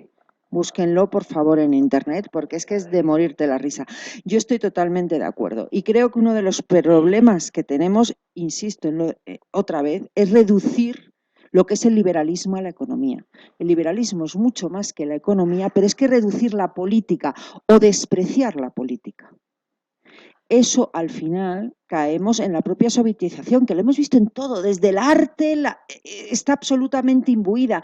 Y no solo eso, el estatismo. Pero es que hay un arte liberal, pese a que no se sabe. En Estados Unidos lo conocen, es decir, Sí. tienen sus estatus, tienen su estética. García Trevijano tiene un libro, el bueno. ateísmo estético. Efectivamente, me alegra de que lo estupendo, conozca. el ateísmo, sí, por favor, buenísimo. Precisamente sobre la sovietización del arte, que es brutal. Jorge, yo no sé, porque es que yo hablar de mi padre lo llevo fatal. Qué gran padre tiene. Yo es que opino básicamente lo mismo, es decir, reducir el liberalismo a fórmulas económicas nos ha llevado en gran parte a la situación política en la que nos encontramos. El desprecio de los valores y de los principios políticos que determinado liberalismo ha hecho en favor de la gestión de la burocracia y de la tecnocracia nos ha llevado a que al final los que apelan a los sentimientos y a las emociones se hagan con el poder. Porque en una democracia sentimental como la que estamos, en la que se han despreciado los principios políticos, no solamente en España, sino en Gran Bretaña, en Francia, en Alemania, en Dinamarca, ha hecho que al final fórmulas populistas como los demócratas suecos, que son populistas nacionalistas, crezcan en detrimento de otros partidos más tradicionales que han despreciado los principios políticos por la gestión económica. Eso ocurre desde mediados de los años 90. Y todo es manipulación emocional. Efectivamente, pero es que precisamente crece por la sustitución de la política por la economía y eso es algo que yo creo que los think tank deben tener muy en cuenta y la economía es muy importante, pero hay que entender una cosa. Primero, ya no hay economía, hay matemáticas. Y hay que entender que la economía es economía política y que no se debe despreciar la política, porque al final si no caemos efectivamente en el pensamiento marxista, de la reducción de la persona a un número además. La serie Numbers. Sobre todo es que Rand no solo ve el individuo capitalista como el empresario autónomo que lucha contra el Estado. Dice, no, el individuo puede ser cualquier ciudadano, no tiene por qué ser un empresario. ¿Cómo vas a hacer una sociedad de capitalistas y emprendedores si no hay una sociedad que tenga la mentalidad de un capitalista? La ética del trabajo, el esfuerzo, el ahorro.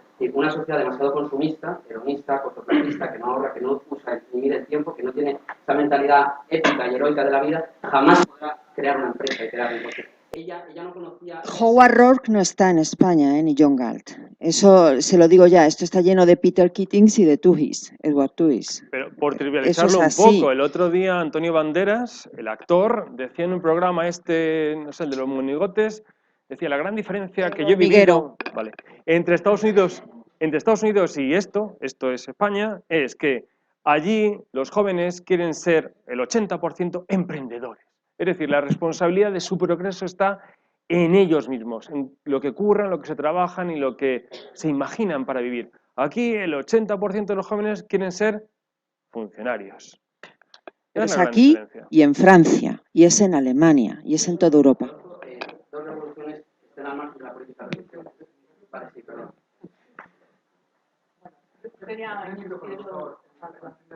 perdón. Ahora, perdón. Yo quería insistir en el papel de los periodistas y desde un punto de vista absolutamente malvado. Y es que me gane enemigos porque voy a decir lo que pienso. Bueno, pues sí. No, a ver, vosotros habéis vivido desde el nacimiento de Ciudadanos en adelante lo que costó salir a los medios y los cerrados que estaban los medios con Ciudadanos y todas las pegas que se pusieron. Me ha sorprendido mucho qué bien han tratado los medios a Podemos. O sea, con qué alegría les han invitado, les han dado posibilidades. Y no lo han hecho con otros partidos. Conozco la experiencia en Ciudadanos, pero estoy segura de que hay otros muchos casos parecidos. No, por supuesto, a Ciudadanos, a mí me consta, hace 8 años, 7 años, 6 años, 3 años, para que Ciudadanos colocase una nota de prensa en un medio local, había que sudar tinta. Y de repente llega Podemos y se le abren todos los medios, porque yo creo que por dos cuestiones fundamentales, y aquí me voy a mojar y ya me voy a hacer enemigos por todas partes. En primer lugar, era lo que decía antes Jorge de Pedro Arriola, ¿no? En el Partido Popular cunde la especie de que mira qué bien estos chicos de Podemos, que al final no van a sacar más votos que la histórica Izquierda Unida de Anguita, y podemos reeditar la pinza de Aznar con Anguita frente a Felipe González, pues vamos a jugar a dividir a la izquierda. Y se les abren medios de comunicación. yo siempre me he preguntado qué pintaba Pablo Iglesias en Intereconomía, que es donde empieza, en el gato al agua. Y eso yo no me lo creo si no hay por ahí algo detrás. Esa es la clave que hay que preguntarse incluso antes de La Sexta. Pero no solo le ha pasado a Podemos. De repente a Ciudadanos, que no conseguía colocar una nota de prensa ni así lo maten, está presente en todos los medios de comunicación. Pues porque al final tenemos un problema, que es los propios periodistas, la mayoría de mis queridos compañeros, yo diría el 85%, comparten las tesis socialistas de Podemos. Esto es así, son de izquierdas. Y ya no es que sean de izquierdas. Ahora en Andalucía, en las facultades de periodismo, se impone la ideología de género. En las facultades de periodismo, no en otra. ¿Y esto por qué sucede? Pues entre otras cosas porque han estudiado una carrera que se llama periodismo, que no debería ni existir. Es que hay gente que debería estudiar Derecho, Económicas, Biológicas, algo que les forme y luego dedicarse al periodismo. Porque el periodismo, señores, esta es la realidad, es algo técnico. O sea, pasar con el pie un CUE o aprender a locutar es algo que se aprende en 6 meses, en 8 meses. El periodista lo que tiene que tener es una gran formación cultural, una grandísima formación cultural y saber leer y escribir. Y no lo que está saliendo ahora, ya, es que me voy a ganar enemigos, de las facultades de periodismo. Esa es una de las claves. Algún día alguien tendrá que estudiar el papel de los medios de comunicación en conexión con Arriola por el surgimiento de Podemos. ¿Cuánto habría costado ese tiempo en televisión a cualquier otro partido político para hacer campaña? Es más, ¿por qué existe? ¿Quién le da La Sexta al Grupo Planeta? Como dice Federico, es que me encanta, Soraya Sáenz de la guillotina. Es que ha sido el Partido Popular quien por dividir a la izquierda le ha dado aire, pero también, ojo, le han dado aire a Ciudadanos. Y esto han sido los propios periodistas, porque en el periodismo hay algo muy común, que se empieza a contagiar la historia. Y se empieza a contagiar. Y además, como no tenemos una base, nos creemos cualquier chorrada que nos filtren, ¿verdad? Y como nos creemos cualquier chorrada, de repente todos nos ponemos de acuerdo y todos lanzamos a alguien. Y es lo que ha pasado, porque Ciudadanos es verdad. Es que a mí me consta, era imposible colocar hasta una nota de prensa local aquí en Madrid de Ciudadanos. Y ahora no hay un medio de comunicación al que no se les invite. Es que es el consenso socialdemócrata. Pero es que ¿a dónde ha llegado el nivel de periodismo o el nivel de los periodistas que no nos damos cuenta, que es noticia que García Ferreras llame la atención a Pablo Iglesias? ¿Qué tipo de periodismo es ese? ¿Por qué? Porque le ha estado haciendo durante mucho tiempo no solamente el caldo gordo, sino la propaganda. El adoctrinamiento partía justamente de este tipo de periodistas. Me he mojado, ¿no?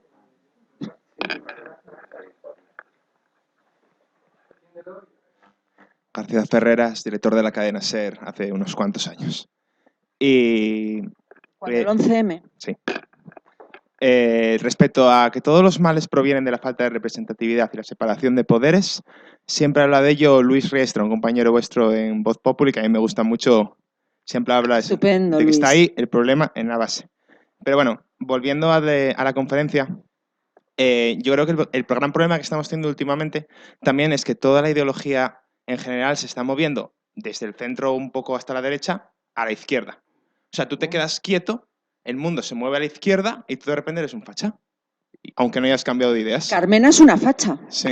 Carmena ya es una facha para un sector de Podemos. Fíjate si se mueve el mundo y a qué velocidad. Por eso. Entonces, así, de una forma posibilista, a mí, para salir un poco de esta ruptura, al menos de forma por los partidos, se me ocurre o que el PP se volviese un poco Florida Blanca, o que Ciudadanos se volviese más liberal, o que haya un partido liberal. ¿Y cuál es su opinión al respecto?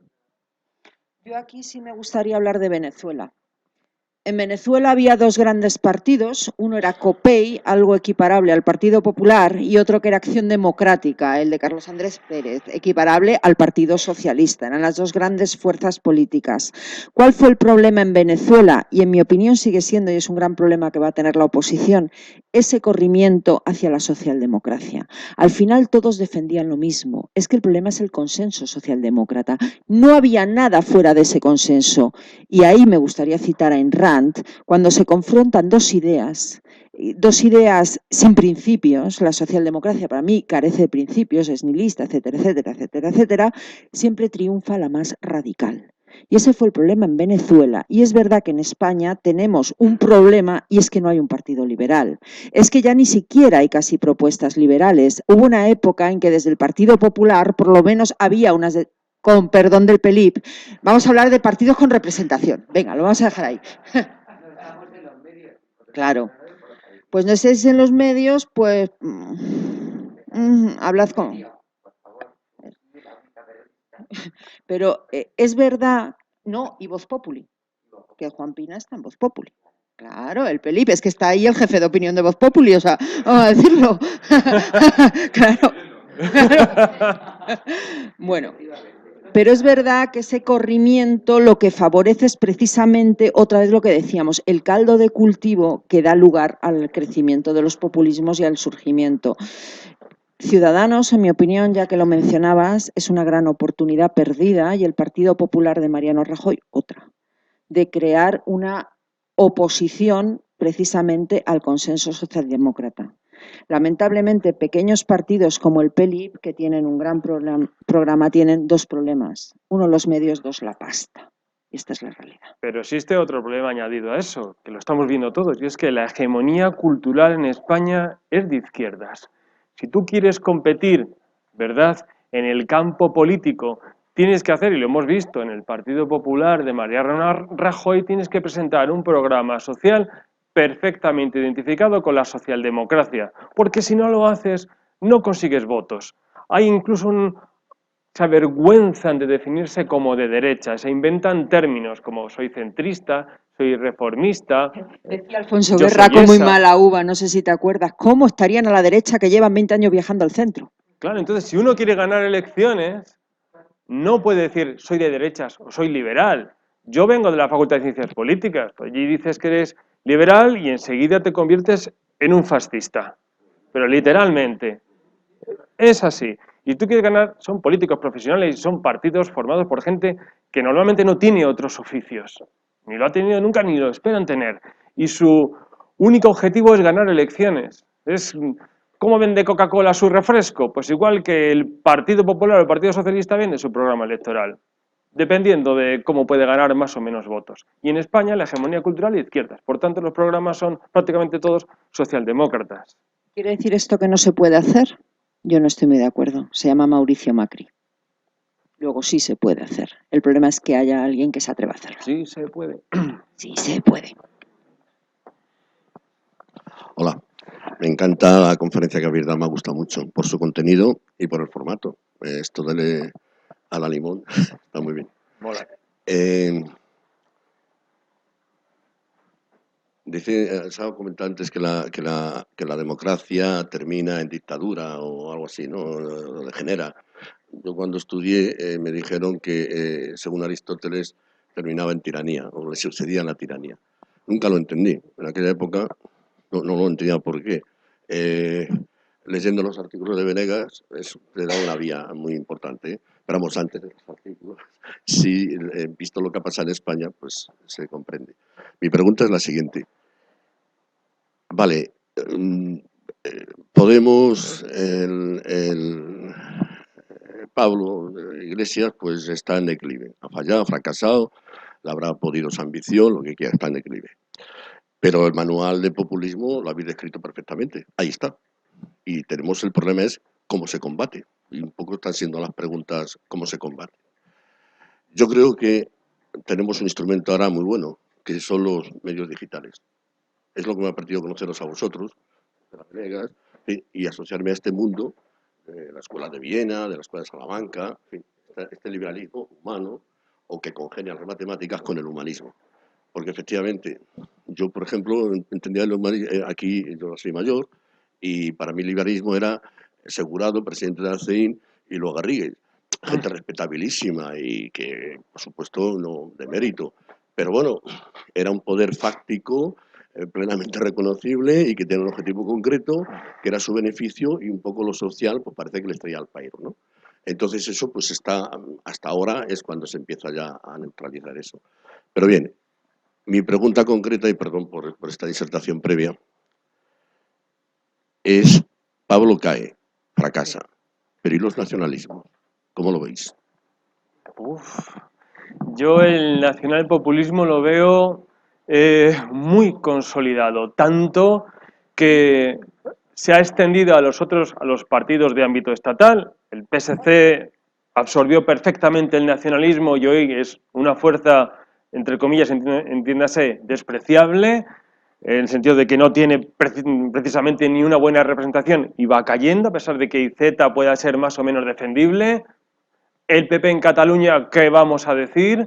Cada día menos votos, y en el País Vasco ocurre lo mismo. En el momento en el que una comunidad se identifica con los símbolos de un partido político como es el PNV, ¿qué puedes esperar? Que los otros partidos absorban su lenguaje, su discurso, incluso la justicia de sus reivindicaciones como Estado nacional. Pero sí es un debate que ya se tuvo en España en 1932 con el Estatuto de Autonomía de Cataluña. Azaña, que es muy parecido a los políticos que tenemos hoy, decía, no, con el Estatuto vamos a calmar el ansia independentista de los nacionalistas. Y Ortega decía, está usted muy equivocado, un gran debate, está usted muy equivocado. Como mucho podemos conllevar el problema, pero el problema está ahí y llevará a la independencia tarde o temprano. Sobre todo en dos comunidades, especialmente en Cataluña, donde el Estado ya lo copa todo. Es decir, no solamente sus funcionarios, sino sus subvenciones, la televisión, la educación, el sistema y el sentimiento nacionalista está tan instalado en Cataluña que solo una reacción épica y gloriosa, en la que intentó a Ciudadanos o parece ser que puede surgir. Sí, porque hay que reconocer que, yo aquí lo quiero decir, que Ciudadanos en Cataluña, su posición ha sido heroica. Sí. Y esto es justo decirlo, igual que criticamos otras cuestiones, los ciudadanos, que no los ciudadanos, han sido heroicos. Yo soy muy pesimista, no solo por lo que decía él, de la hegemonía del nacionalismo absoluto, sino porque no veo la fuerza política central desde Madrid que les haga frente. Los nacionalistas han podido crecer porque en España no ha habido gobierno, ha habido ausencia de gobierno y desgobierno, y se ha permitido históricamente que se incumplan las leyes. Eso que ahora horroriza, ¿no?, de que dice Podemos, pues se les ha permitido a los nacionalistas catalanes, mucho más que a los vascos históricamente, y yo creo que el mayor problema es que no veo ni al Partido Popular ni al Partido Socialista, que siguen siendo las dos grandes fuerzas políticas de España, dando la batalla. Al final, luego tenemos otro problema, y es que yo me temo mucho que el régimen, que el consenso socialdemócrata ya haya decidido que nada mejor que una España confederal o federal, es decir, romperla para que luego quien quiera se pueda unir a ella bajo una corona, y que ese federalismo siquiera justificaría en ese momento la corona. Ya hemos visto una vez cómo vivimos una transición donde se nos ofreció una constitución en bloque para hurtarnos el debate monarquía-república. A mí no me extrañaría nada que nos encontrásemos ante un escenario en que se permitiera la ruptura de España, que solo se mantendría unida por un relaciones públicas llamado rey. Más claro no lo puedo decir. No, queda claro. Bien, pues vamos con otra ronda de preguntas. Voy a acercar por aquí el micrófono y luego paso al señor. ¿De acuerdo? Venga. Oye, en primer lugar, agradeceros vuestra exposición. Creo que ha sido bastante elocuente en referencia a los populismos. Quería hacer un comentario a raíz de lo que habéis dicho al terminar en cuanto a la decadencia de Podemos. Es cierto, yo coincido también básicamente que, bueno, pues ellos mismos probablemente son los que más están contribuyendo a su propio declinar. Pero más allá de eso, en algunas ocasiones pienso, y también por razones profesionales, que el populismo fue adoptado por Podemos porque estaba ahí antes, es decir, había un contexto en el cual permitió, se dieron las condiciones en las cuales pudo aparecer. Y no solo en España, creo que está sucediendo también en otros países. Lo que yo observo es que el marco político, institucional, jurídico que tenemos cada vez es más insuficiente para dar soluciones a los problemas que tiene la gente. Es decir, hay dos elementos que para mí son capitales, que es la globalización, no solo en sentido económico, que es clarísima. O sea, hoy en día las decisiones que toman 4 banqueros centrales nos afectan de una manera muy notable al resto del mundo. Está también el mundo de la tecnología, hemos comentado aquí temas de redes sociales. ¿Qué quiero decir con esto? Que tenemos, en primer lugar, unos políticos que representan a una determinada geografía, en este caso España, no digamos ya las autonomías, que se enfrentan a una serie de problemas cuya capacidad de acción o de solución cada vez es menor. Y no solo quiero hablar de la economía, que yo creo que es evidente, porque hemos cedido mucha soberanía en materia económica, pero nos está pasando también en temas como el cambio climático o ahora más recientemente con las migraciones. El problema inmigratorio no se resuelve desde un Parlamento Nacional, por unos señores que hayamos votado nosotros en una circunscripción. Al final a lo que voy es que creo que hay una insuficiencia, no de democracia, porque creo que la democracia es una idea, pero sí de cómo se articula la organización social para dar respuestas a la gente. Y mi tesis es, o somos capaces de generar un nuevo marco institucional donde regular la economía, la sociedad, la cultura, muchas otras cosas, o si no vamos a tener populismos durante muchos años. Porque, sinceramente, aunque gane el PP, el PSOE, Ciudadanos, bueno, Podemos sería un desastre, pero cualquiera, no van a ser capaces realmente de generar esa ilusión. Porque, sinceramente, también hablabais antes del consenso social, ¿no? Demócrata, es que llegará un día en que se rompa porque el modelo no va a dar más de sí. O sea, está agotado. O sea, yo lo que creo que más de hablar de derechas, de izquierdas, soluciones de un tipo u otro, tenemos que volver a la auténtica política, lo que decíais, el liberalismo y una serie de principios, y volver a crear unas nuevas herramientas o marcos institucionales que sean capaces de dar soluciones a los problemas de las personas. Simplemente esto, quería compartirlo y ver qué opinabais. Yo coincido contigo. Yo creo que existía en España el sustrato psicológico necesario para el surgimiento del populismo, no solamente del nacionalpopulismo, como hemos visto antes, sino y leía antes la cita de Rejón, para el surgimiento de un populismo de izquierdas. ¿Por qué? Desde la instauración del régimen del 78, la hegemonía cultural es de izquierdas. Está establecido el consenso socialdemócrata. Y nuestra democracia es una democracia sentimental, en la que no se atiene uno a razones, sino a gestión, por un lado, en la que el Partido Popular y el Partido Socialista han sido muy similares y los discursos políticos han sido cada vez más emocionales. O sea, la última etapa del gobierno de Zapatero ha sido la exaltación, el paroxismo del sentimentalismo.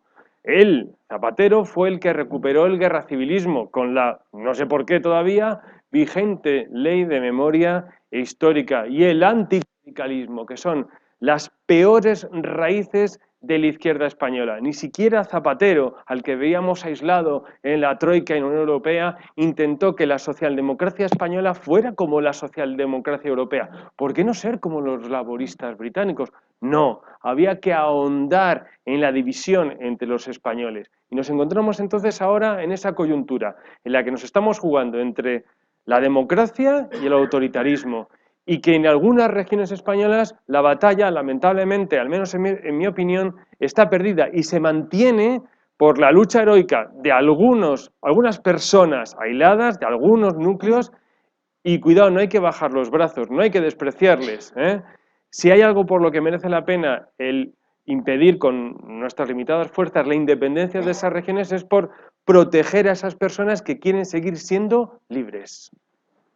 Yo también coincido con todo lo que has dicho. Evidentemente había un sustrato y yo creo que se ha puesto el dedo en la llaga, ¿no? Cuando se ha dicho es que el Partido Popular y el PSOE hablan de gestión.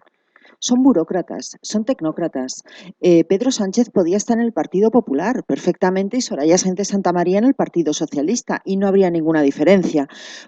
O Albert Rivera en el Partido Socialista o en el Partido Popular. ¿Por qué? Porque no hay política. Y la cosa ha llegado. Hay politización, que es algo muy distinto. Que todo esté politizado no quiere decir que haya política. Es más, llegamos al colmo, que es que los políticos presumen de no ser políticos. ¿Alguien se imagina que un médico presumiera de no ser médico? ¿O que dijera, desprecio la medicina? Bueno, pues es que eso es lo que estamos viendo. Yo empezaría a exigir políticos que reivindicaran la política y además por lo menos supieran lo que es, porque la política no es crear problemas, es el arte de hacer concreto lo necesario. Y yo creo que ellos todavía no se han enterado. Bueno, buenas tardes. En primer lugar, gracias por la conferencia, el Instituto Juan de Mariana por acoger a la gente. Espero que no me echéis como hicieron en la Facultad de Filosofía en La Caverna por decir que era liberal. Bien, yo quería hablar un poquito de las emociones, quizá porque me toca por el ámbito profesional, y creo que aquí tenemos una misión bastante difícil, porque yo soy muy de David Hume y de pensar que son las emociones las que nos mueven a todos, independientemente de la ideología y no los pensamientos. El problema es cómo podemos hablar de emociones, los que estamos aquí, sin caer en el populismo. Esa es un poco mi pregunta, porque creo que es una tarea bastante difícil. Al mismo tiempo que criticamos el populismo como la forma de ir solo a las emociones, nos estamos cargando de responsabilidad, porque tenemos que hacer un gran trabajo intelectual para cómo usamos las emociones nosotros para no caer en el populismo. Entonces, no sé si es que los liberales, nuestras emociones tienen que estar dirigidas siempre a que no se acabe nunca. La persona que es liberal tiene que tener emociones siempre para poder actualizarse e ir adelante, mientras que las personas de carácter socialista o de izquierdas, su emoción tiene un fin. Me emociono y cuando consiga el fin ya no hace falta que emocione, porque ya estará todo bien y todo funcionará. No sé si puede ir por ahí, pero francamente lo veo una tarea difícil. Es muy complicado porque, como hemos contado en la conferencia, el populismo se motoriza o se mueve movilizando dos emociones que son muy claras. Una es la ira frente al adversario, que se convierte siempre en un enemigo, y el odio que destila la gente del populismo socialista y que destila Podemos. Son dos emociones, la ira y ese odio, bastante identificables. No todas las emociones, como tú como filósofos perfectamente sabrás, se limitan a esas dos. Cuando en alguna ocasión, os habrá pasado a vosotros, hablas con un norteamericano, las emociones que él percibe de su interacción, su de relación personal o social, son muy distintas, que son las del crecimiento personal y la de la satisfacción. Claro, son emociones diferentes. La vida del empresario, la vida del que se esfuerza a conseguir a todo. En el fondo ahí tenemos que trabajar, porque muchas veces, al menos me pasa a mí, que me quedo con los pantalones bajados. Pues súbetelos. Yo según te estaba oyendo hablar, estaba pensando en otra disciplina, que es la psicología. Y estaba pensando en la psicología positiva en concreto, por ejemplo. Es verdad que ellos mueven dos emociones, como ha explicado Jorge, el odio, la ira, pero es que hay otro tipo de emociones. Y nosotros hemos puesto el hincapié en precisamente esa emoción que necesitamos, que es la ilusión. Y esa es la que tenemos que generar, la ilusión. Y luego yo creo que hay un tema de fondo. Tú decías, ¿cómo usamos nosotros las emociones para llegar? Bueno, yo creo que lo primero que hay que tener es ética. A lo mejor yo es que soy muy naif, pero creo que no soy como ellos. Hay ahora una disciplina en comunicación que se llama el neuromarketing. Yo no sé si sabéis lo que es. Se apela a las emociones del cerebro reptil, ¿verdad? Y ahora ya, por ejemplo, esto es algo que se ha puesto en marcha en países como México, se ha utilizado, donde se reúne a grupos de voluntarios y ya no se les pregunta la opinión por un candidato, sino que se les ponen imágenes del candidato con electrodos colocados en la cabeza y se ve cómo responden a esos estímulos. ¿Para qué? Para que el candidato electoral pueda apelar al cerebro reptil, no ofrecer nada, sino conectar directamente con la emoción. Bueno, yo creo que esto es una cuestión de ética. Creo que es una cuestión de ética y que tenemos que ser conscientes de que todo lo que se puede hacer no se debe hacer.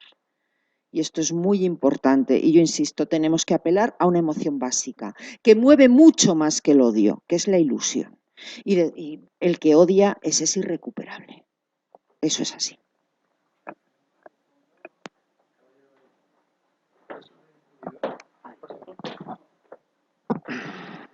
Hola, buenas noches.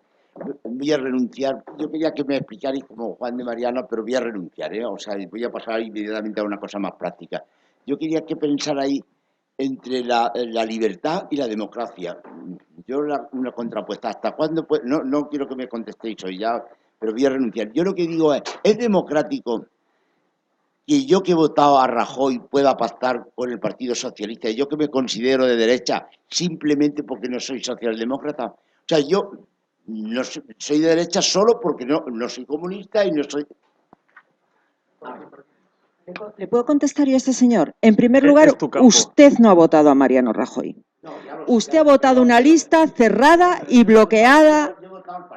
Efectivamente. Pero Mariano Rajoy era el candidato del partido para que sus diputados lo nombraran y pudieran... O no, o no. Sí, pero permítame la... No quiero ir ahí. Usted ha votado una lista cerrada y bloqueada donde se le ha dicho, junto con un programa electoral, que el candidato a presidente de su partido, de su elección, es Mariano Rajoy. Bien, a Mariano Rajoy, ¿quién le elige? Los diputados, sí, tiene mayoría absoluta, no le elige usted. Pero ¿y quién le dice que no pueden elegir a otro candidato? Es que el problema es que tenemos... Vale, pues que tenemos un régimen parlamentario. Lo que es legal. Yo la pregunta es, ¿considera democrático que yo que he votado el programa del Partido Popular, el que sea del Partido Popular pueda pactar por el Partido Socialista? Yo le voy a... ¿No tendrían que preguntarle a mí si estoy a favor de este pacto? Yo le voy a contestar. Creo que es legal. Legal, he dicho ético. Pues ya le he contestado. Creo que es legal.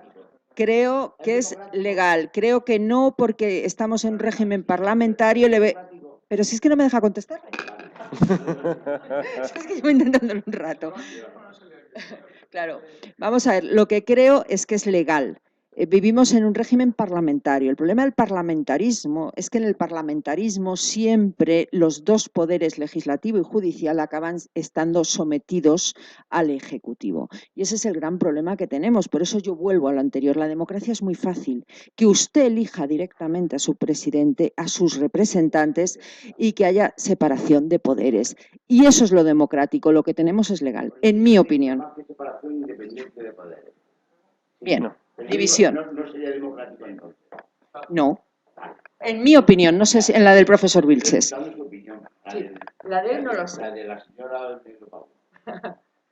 Muy bien, pues ya hemos llegado al término de la sesión de hoy. Ya son las 10 de la noche y solo me queda...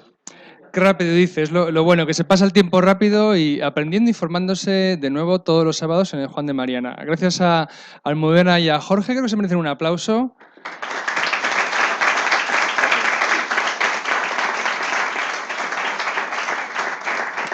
Gracias a los dos por aceptar la invitación y por volver a traernos un lleno, bueno, pues tan bonito a nuestra sede. La semana que viene no tenemos conferencia en la sede porque nos vamos a Toledo. Vamos a hacer un homenaje al padre Juan de Mariana. Van a intervenir conferenciantes como el profesor Huerta de Soto, Juan Ramón Rayo, nuestro director, y Ángel Fernández, que ha hecho una tesis sobre Juan de Mariana recientemente. Tendremos un acto cuyos datos, la información correspondiente está en la página web y creo que todavía se pueden inscribir si están interesados. Vamos a pasar el día en Toledo, habrá una comida y vendremos pues ya por la tarde-noche. Y después, el día 23, la siguiente conferencia será sobre el Obamacare, creo. Pero bueno, la información la tienen en www.juandemariana.org, que es nuestra página web. Y tenemos la tradición de hacer un obsequio a los ponentes que todos vienen desinteresadamente a darnos su conocimiento. Y bueno, regalamos libros. Entonces espero, no sé si los habréis leído, espero que no, por lo menos a Almudena le voy a dar el de Karl Popper. Ay, me encanta. Bueno, pues me alegra haber acertado. Y a Jorge, el verdadero Lincoln de Tomás Di Lorenzo. Pues no hay nada como regalar y acertar. ¿Yo lo he leído? Bueno, pues se lo pasa a Almudena que lo lea ella. Y a ustedes nada más que agradecerles de nuevo la presencia y esperarles, si no el día 16 en Toledo, el 23 de nuevo aquí en la sede del Instituto. Gracias y buenas noches.